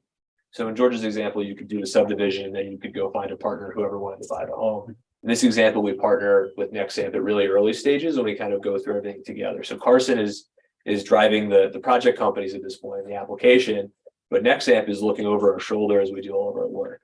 So all of the engineering plans, the SWIP, all that stuff that George is also reviewing, Nexamp is also reviewing to make sure it is up to their standards, because they'll be the long-term owner operator. The O and M plan would be approved by the planning board as part of the approval process. So they've submitted a proposed O and M plan, doesn't mean that's the O and M plan that we're gonna approve. Right, but is it a possibility that you could decide that Nexamp might decide not to be a partner? Like what binds Nexamp to this? So we have an agreement with them, or that there will be the owner of the asset, but as a house or a business or anything else, 5, 10, 20 years from now, and somebody buys Nexamp, or Nexamp could sell the project, right? Anything could happen. But it would Right, be the LLC that is the project. So it's possible that this could, if it were to be approved, that, you know, at some point. It becomes clear that Nexamp is actually not going to be the developer of this project, that maybe you choose a different partner between the time of approval and building the project. No, we're contractually obligated to work with Nexamp. For what period of time? They'll be the owner of the asset. So they'll be, when we, you know, at When the it's end of finished, right, when it's built. yeah, so they'll be responsible for constructing it, and they'll be responsible for operating it. Right, but I thought the owner was going to be a REIT. That's the real estate. So they will be owning the facility itself. And they will pay rent to the I see. REIT, and the REIT will own the entirety of the property. Cause Nexamp's not positioned, not in this deal anyway, I know they do in other deals too. You know, their interest is in the solar facility and only the solar facility, not the 170 acres of real estate. And who has the relationship with the REIT? Is that Nexamp? Is it someone? Or you guys? Who has, like, where's this REIT coming from? Who? Yeah, they're primarily a Carson relationship, but we, Okay. you know, the three parties have been pretty intimately involved. And what happens if, oh, I don't know, like there's all of a sudden, like halfway through this project and there's no more solar panels to be had for whatever reason? Yeah, so there's decommissioning provisions, and we submitted a decommissioning plan as part of our application. So if we're at fault and trigger access, you know, to decommission the site, there'll be a decommissioning bond put in place. So let's say, And that'll cover non-completion also? yeah, it should definitely. Well, the decommissioning doesn't, there'd be a construction bond, wouldn't it? Or it'd be the construction bond then in that case. Yeah. Different from the decommission bond is when they go out of business. And the Right. town wants to ensure that the property is, all the improvements on the property are removed from the property, so. There'll be a decommission plan, which is part of the application process and the approval process. And a decommission bond to make sure that that's all done in the event that you discontinue operation. Yeah, it's like a break the glass in case of emergency bond, and the town is the beneficiary of the bond. So we also need some sort of construction bond. Right, I think that would be facilitated. Planning board does have the power to impose a construction bond. Doesn't? It does. Yeah. Okay. And have you and Nexamp done a project before together? So we have quite a few that we're working on together. So you guys know this is one of our first projects. We have a kind of leading portfolio. The Nexamp is involved in several. So So, but you haven't completed one yet. Have you completed a We- solar project yet? no, we have not. We've not. Okay. not the Carson Power entity, I'd say, but folks in the All right. company certainly have. You say, Mike, I wanna, what's that? move on to the Yeah, next- we're gonna move plan on. the next Yeah, meeting. We got a lot of things to tidy up. Yeah, so first we'll do the lead agency. Yeah, let's get that. Yeah, we're not lead agency until we pass that resolution. Okay, so we have a resolution I'm now gonna read. Declaring. You wanna read it? Declaring lead agency. Resolution declaring the town of Pine Plains Planning Board lead agency for purposes of conducting a coordinated review pursuant to the State Environmental Seeker Review Act of the application of Culver's Corner Solar 1 LLC and Culver's Corner Solar 2 LLC for a proposed solar development located at 454 Bean River Road in the town of Pine Plains. Whereas Pulver's Corner Solar 1 LLC and Pulver's Corner Solar 2 LLC have made application to the town of Pine Plains Planning Board for a proposed community solar development located at 454 Bean River Road, tax parcels number 7071-00-250960-0000 and 7071-00-0849441-0000 in the town of Pine Plains, Dutchess County, New York. Hereinafter project. And whereas the planning board at its meeting on December 14th, 2022 classified the project as a type 1 action under SECRA and declared its intent to serve as SECRA lead agency and to conduct a coordinated review of the said project. And whereas the planning board duly served notice of the project and its intent to act as lead agency on the following involved agencies: Pine Plains Town Board, Dutchess County Department of Planning and Development, New York State Department of Agriculture and Markets, New York State Energy Resource and Development Authority, New York State Department of Environmental Conservation, Region 3, and New York State Department of Transportation, Region 8, by letters dated December 16th, 2022, and on the Town of Pine Plains Zoning Board of Appeals by letter dated January 5th, 2023. And whereas each of the above involved agencies either provided their consent to the Pine Plains Planning Board for its assumption of lead agency status for the proposed solar development project, or failed to respond to said notice within 30 days of the date of the letter. And now therefore be it resolved that the Pine Plains Planning Board hereby declares itself as lead agency for purposes of conducting a coordinated SECRA review of the project in accordance with the requirements of the State Environmental Quality Review Act and Part 617 of the implementing regulations of Article 8 of the New York State Environmental Conservation Law.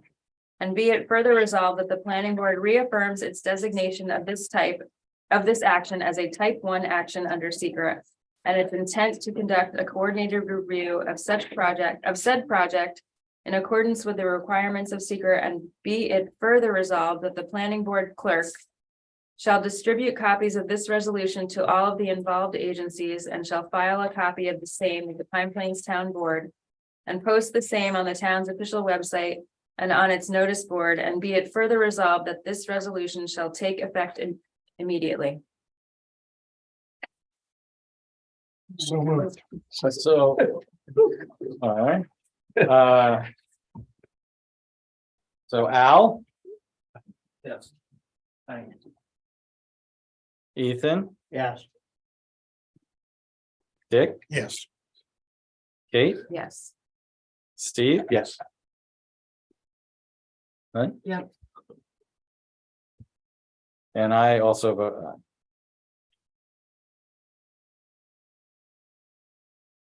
And the resolution is passed. You're now lead agency. One minute here.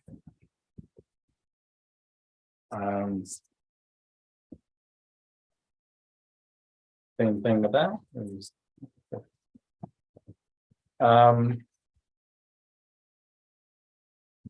Okay, so next is we need to schedule a couple of things. First of all, I had targeted March 11th for our next workshop and with limited public comments meeting at the library on the morning of Saturday, March 11th at 10:30 a.m. What's from? I thought you were like,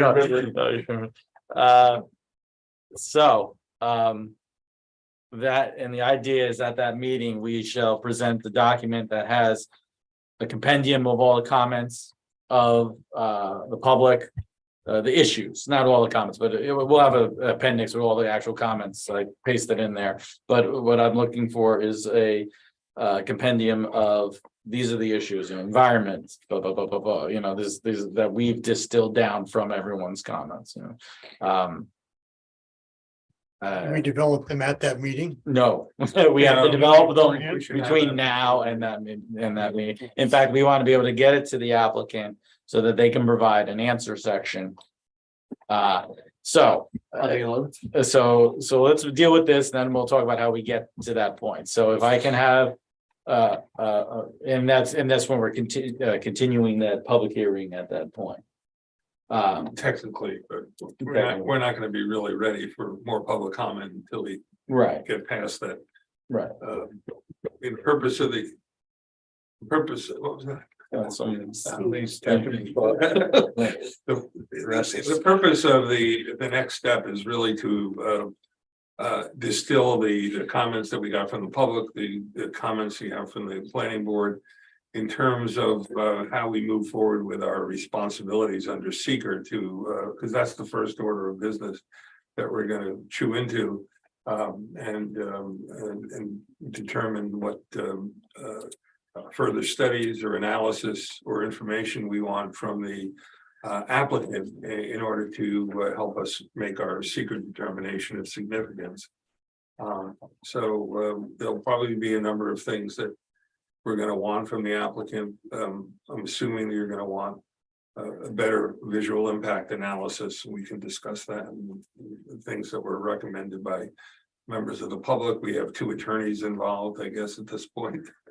I think it would be helpful for you to, you could distill from the comments that we received from the public, what list we should go over and discuss the various points of environmental or other analysis that we want. Property values. If there's Yeah, we any can data, discuss if it. there's any data. Property values technically is not a seeker issue, but there is a way that can be segued into the analysis. It's certainly an issue in terms of so the special permit approval for the project. Property values are relevant. When you get into seeker, it becomes a little is a point of contention, but we can talk about that.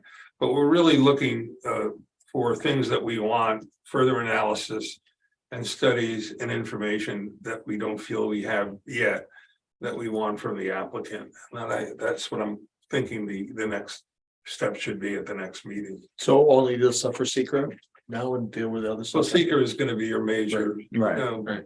Well, is there anything that you presented that shows like where the water flows? Because that was a big concern of people's wells over, like Yeah, that should be. down being. Yeah, these are the type of issues that you would talk about and talk with the applicant about what we could ask for, what require from the applicant, so those types of issues. So can I get a motion to have that special meeting on March 11th at 10:30? So moved. Second. All in favor? Aye. All opposed?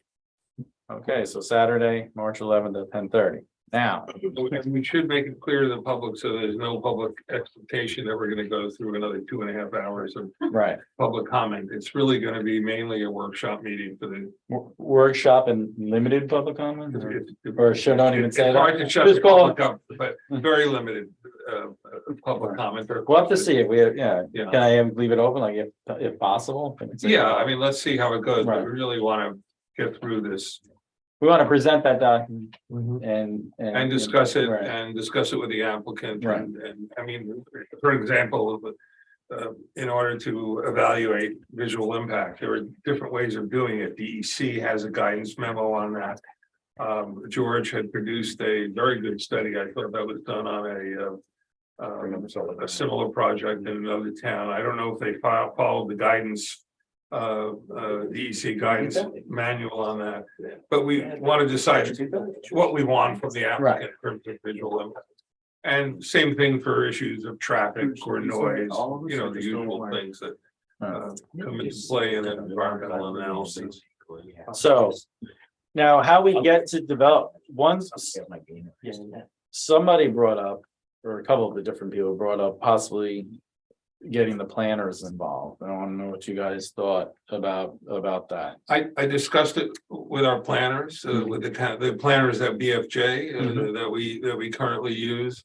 To see if they've had any experience in, I know George has had a great deal of experience in solar projects. I've had some, not as much as George. I've had it on the legal side, not so much on the planning board side.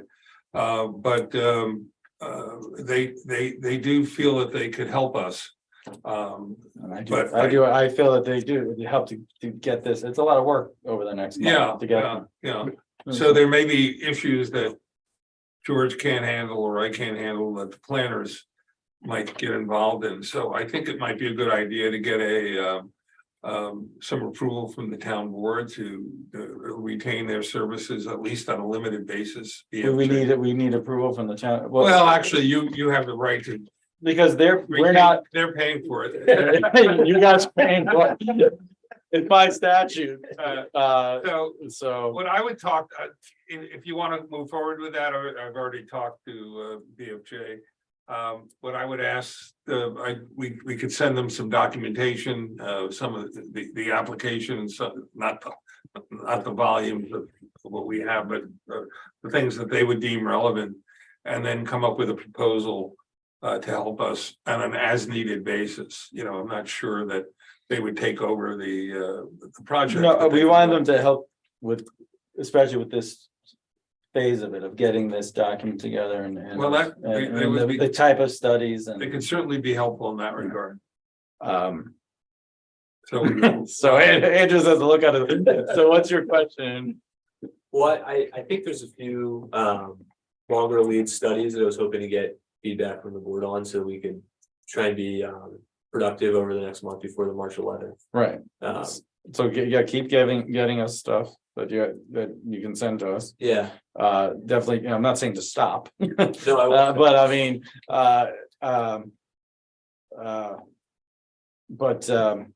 I think they could get started on the visual impact study. Yeah, How do we- that was how the do we big do that? one. Right. I did email Trisha an example, if she could, would you be able to pop open that image? Was it one of The- the site analysis? Yeah, that was great. This is an example of what a line of sight analysis would look like. So there's a few different ways to do visual impact assessment, I think, for the nature of this project. This would be productive. So it's essentially just a side profile. These are wind turbines, obviously a lot higher than what the solar facility would be, but we would pick specific viewpoints, have a profile of what the elevation change looks like, any vegetation that, you know, might provide a block between the line of sight or not, and see if there is actually a line of sight in front of the specific viewpoint. So we would look to provide something like this. We probably, you know, likely provide it for both public and private areas that are of concern. So maybe every home within a specific radius of the project site, and try and provide this to the board. Ideally by the March 8th planning board meeting. now, is this, would you get in contact with, no, wait, this is just on paper, or is this you actually go out in the field? I'm confused what this is. I think it would just look like that. Yeah, so we can see online that there's publicly available LiDAR data that shows topography and what the elevation. So you're not proposing to do any of these kind of studies, like to set up something and then have the people like, on this date, we're gonna set this thing up. You can look at it, you can look at it, or even just like, somebody had an idea, I forget who told me this, that what about, I think it was Scott, J. What about set up like a piece of plywood, like a panel, and put like a blue tarp on, bright blue tarp or something on it and like in that, you know, Yeah. and you know, on a certain date and we notice the people and see if they can see it or what, you know, give them an example and take pictures and. Well, that's different from what they're trying there. Right, this is a lot, I There's understand a line that, of sight and. But- yeah. what I'm trying to, like, this is good. But this is, you know, it's very up here in the head and it's not concrete and, you know, it's abstract and you gotta, you know, trying to bring this into the real world versus. Look, you can look out and you can see this thing and that's, you know, obviously the panels won't be blue or whatever, you know, or this bright color that we're, you know, our balloon or whatever it is. I think that's, People believe they're gonna be. the able to public's see gonna wanna see that more than this. They're gonna look at this and be like, whatever. You I know. think I mean, what do you think? Right, Sarah? I mean, would you agree with that? Well, I think this is helpful. It is. I don't know, I think it's certainly interesting. You're asking the wrong person because I'm not sympathetic to the long distance views where there might be a very small image. I'm really not very sympathetic to that position. So- Yeah, I would just even just like a photo simulation, because I so we can expand. don't know how bad it looks really being dark, you know, they're not gonna be. In my mind, like white reflective things, they're gonna be kind of a darker color, Oh. so. Even a photo simulation from a Right. long distance to see. So I think, you know, there's only a few homes that really have, you know, unobstructed view of the solar facility. We'd be happy to do a visual rendering from, you know, I would need photos from those homes. I'm happy to reach out to those landowners. You know, I think we did do the visual renderings from the public right away. On Bean River 199, and it's because you're looking up and you can't see anything. You know, I think, and so I'd be happy to do that. We could expand the visual renderings. If there's any other spots the board wants to see on trip or. The majority of the people, I think, seem to also be from like Prospect Hill. Yeah, we could take another visual rendering from Prospect Hill. We could do line of sight from up there. I don't think you're gonna see it. From No, you can't. I mean, that's what it may show. I mean, the visual impact study. May show that there is no visual impact. Specifically It's for only a Mr. limited, Cichetti's property, visual because he's the highest point on Prospect Hill Road extension. Yeah, All four of the properties on Scott's Misery, the three that share the one drivey and Mr. Batiglieri. And something that was brought up that I drove up to yesterday, Winchell Mountain, Carson Road, Pulver Road, you can't see anything. But from Carson Road, you can see this entire project from Carson Road. That's interesting. okay. Which one's Carson?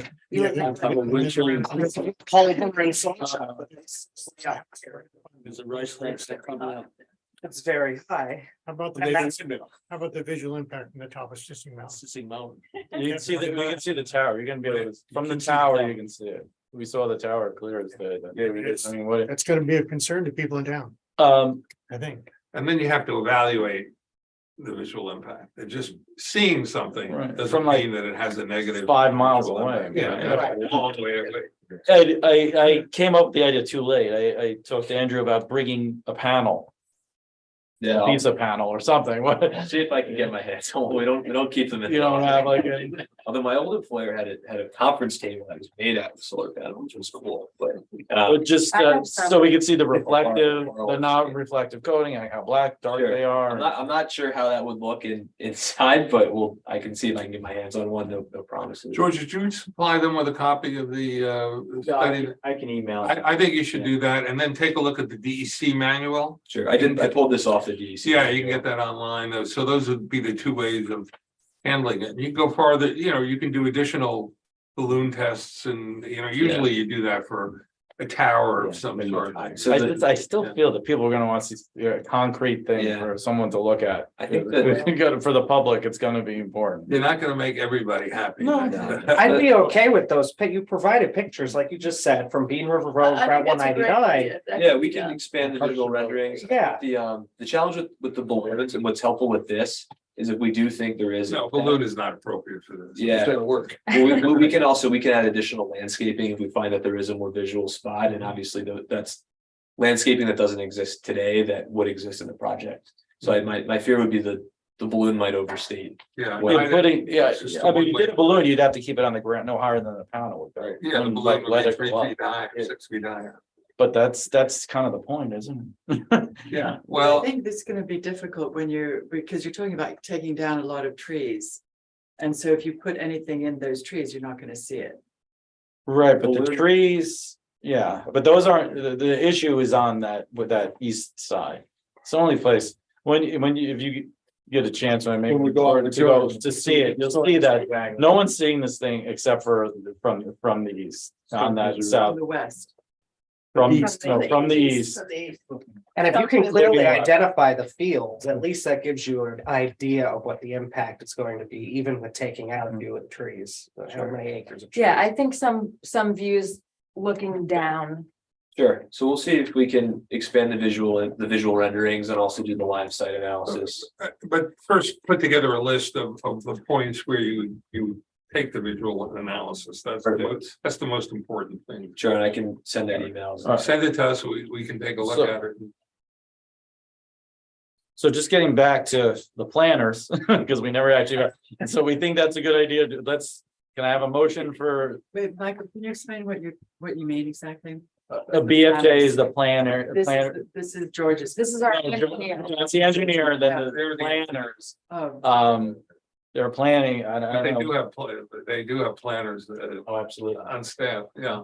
They But we assisted worked with them, they the- helped to actually draft the solar law, and they helped, they worked with us with, Durst. right, They're but on, it's the same company that George works. no, for. no, it's a different company. he's CPL. Got it. And it's BFJ, they're out of the city, but like Frank Fish is is the F in BFJ, and he's the head of or was the president, I don't know if he still is, of the State Planning Association, and he's very, How very. quickly are they gonna be able to get up to speed on this? He said send them the stuff, and they have they have the time or whatever, the slot, and we just obviously we need to all right, so first let's vote. So yes, you guys want me to go ahead and whatever it's gonna have a motion. So is the idea for Like- them to collate all of the comments and all of the issues into some sort of cohesive document? To help us with that process, I yes. see. And also to bring any experience that and advice they Right, have and as ask far for- as. 'cause- yeah, exactly. I mean, I feel more comfortable having more knowledgeable people, Mhm. just in terms of being able to answer the public's questions and to feel comfortable with decisions. I'll second Steve's motion. All in favor? Okay. All opposed? And then Warren, you let me know if I actually if I need a official, so I need an official thing from the town board, or just because it's a consultant and. No, I think that's fine. I'll contact BFG and ask them what they would need in order to give us a proposal. I think we owe it to the applicant to see what the costs are gonna be and what. Yeah, I guess we'll give you a, And, if you want to go ahead and do, you don't have a credit card that we can just spend it. We'll need to expand well, we're probably gonna need to refresh the escrow anyway.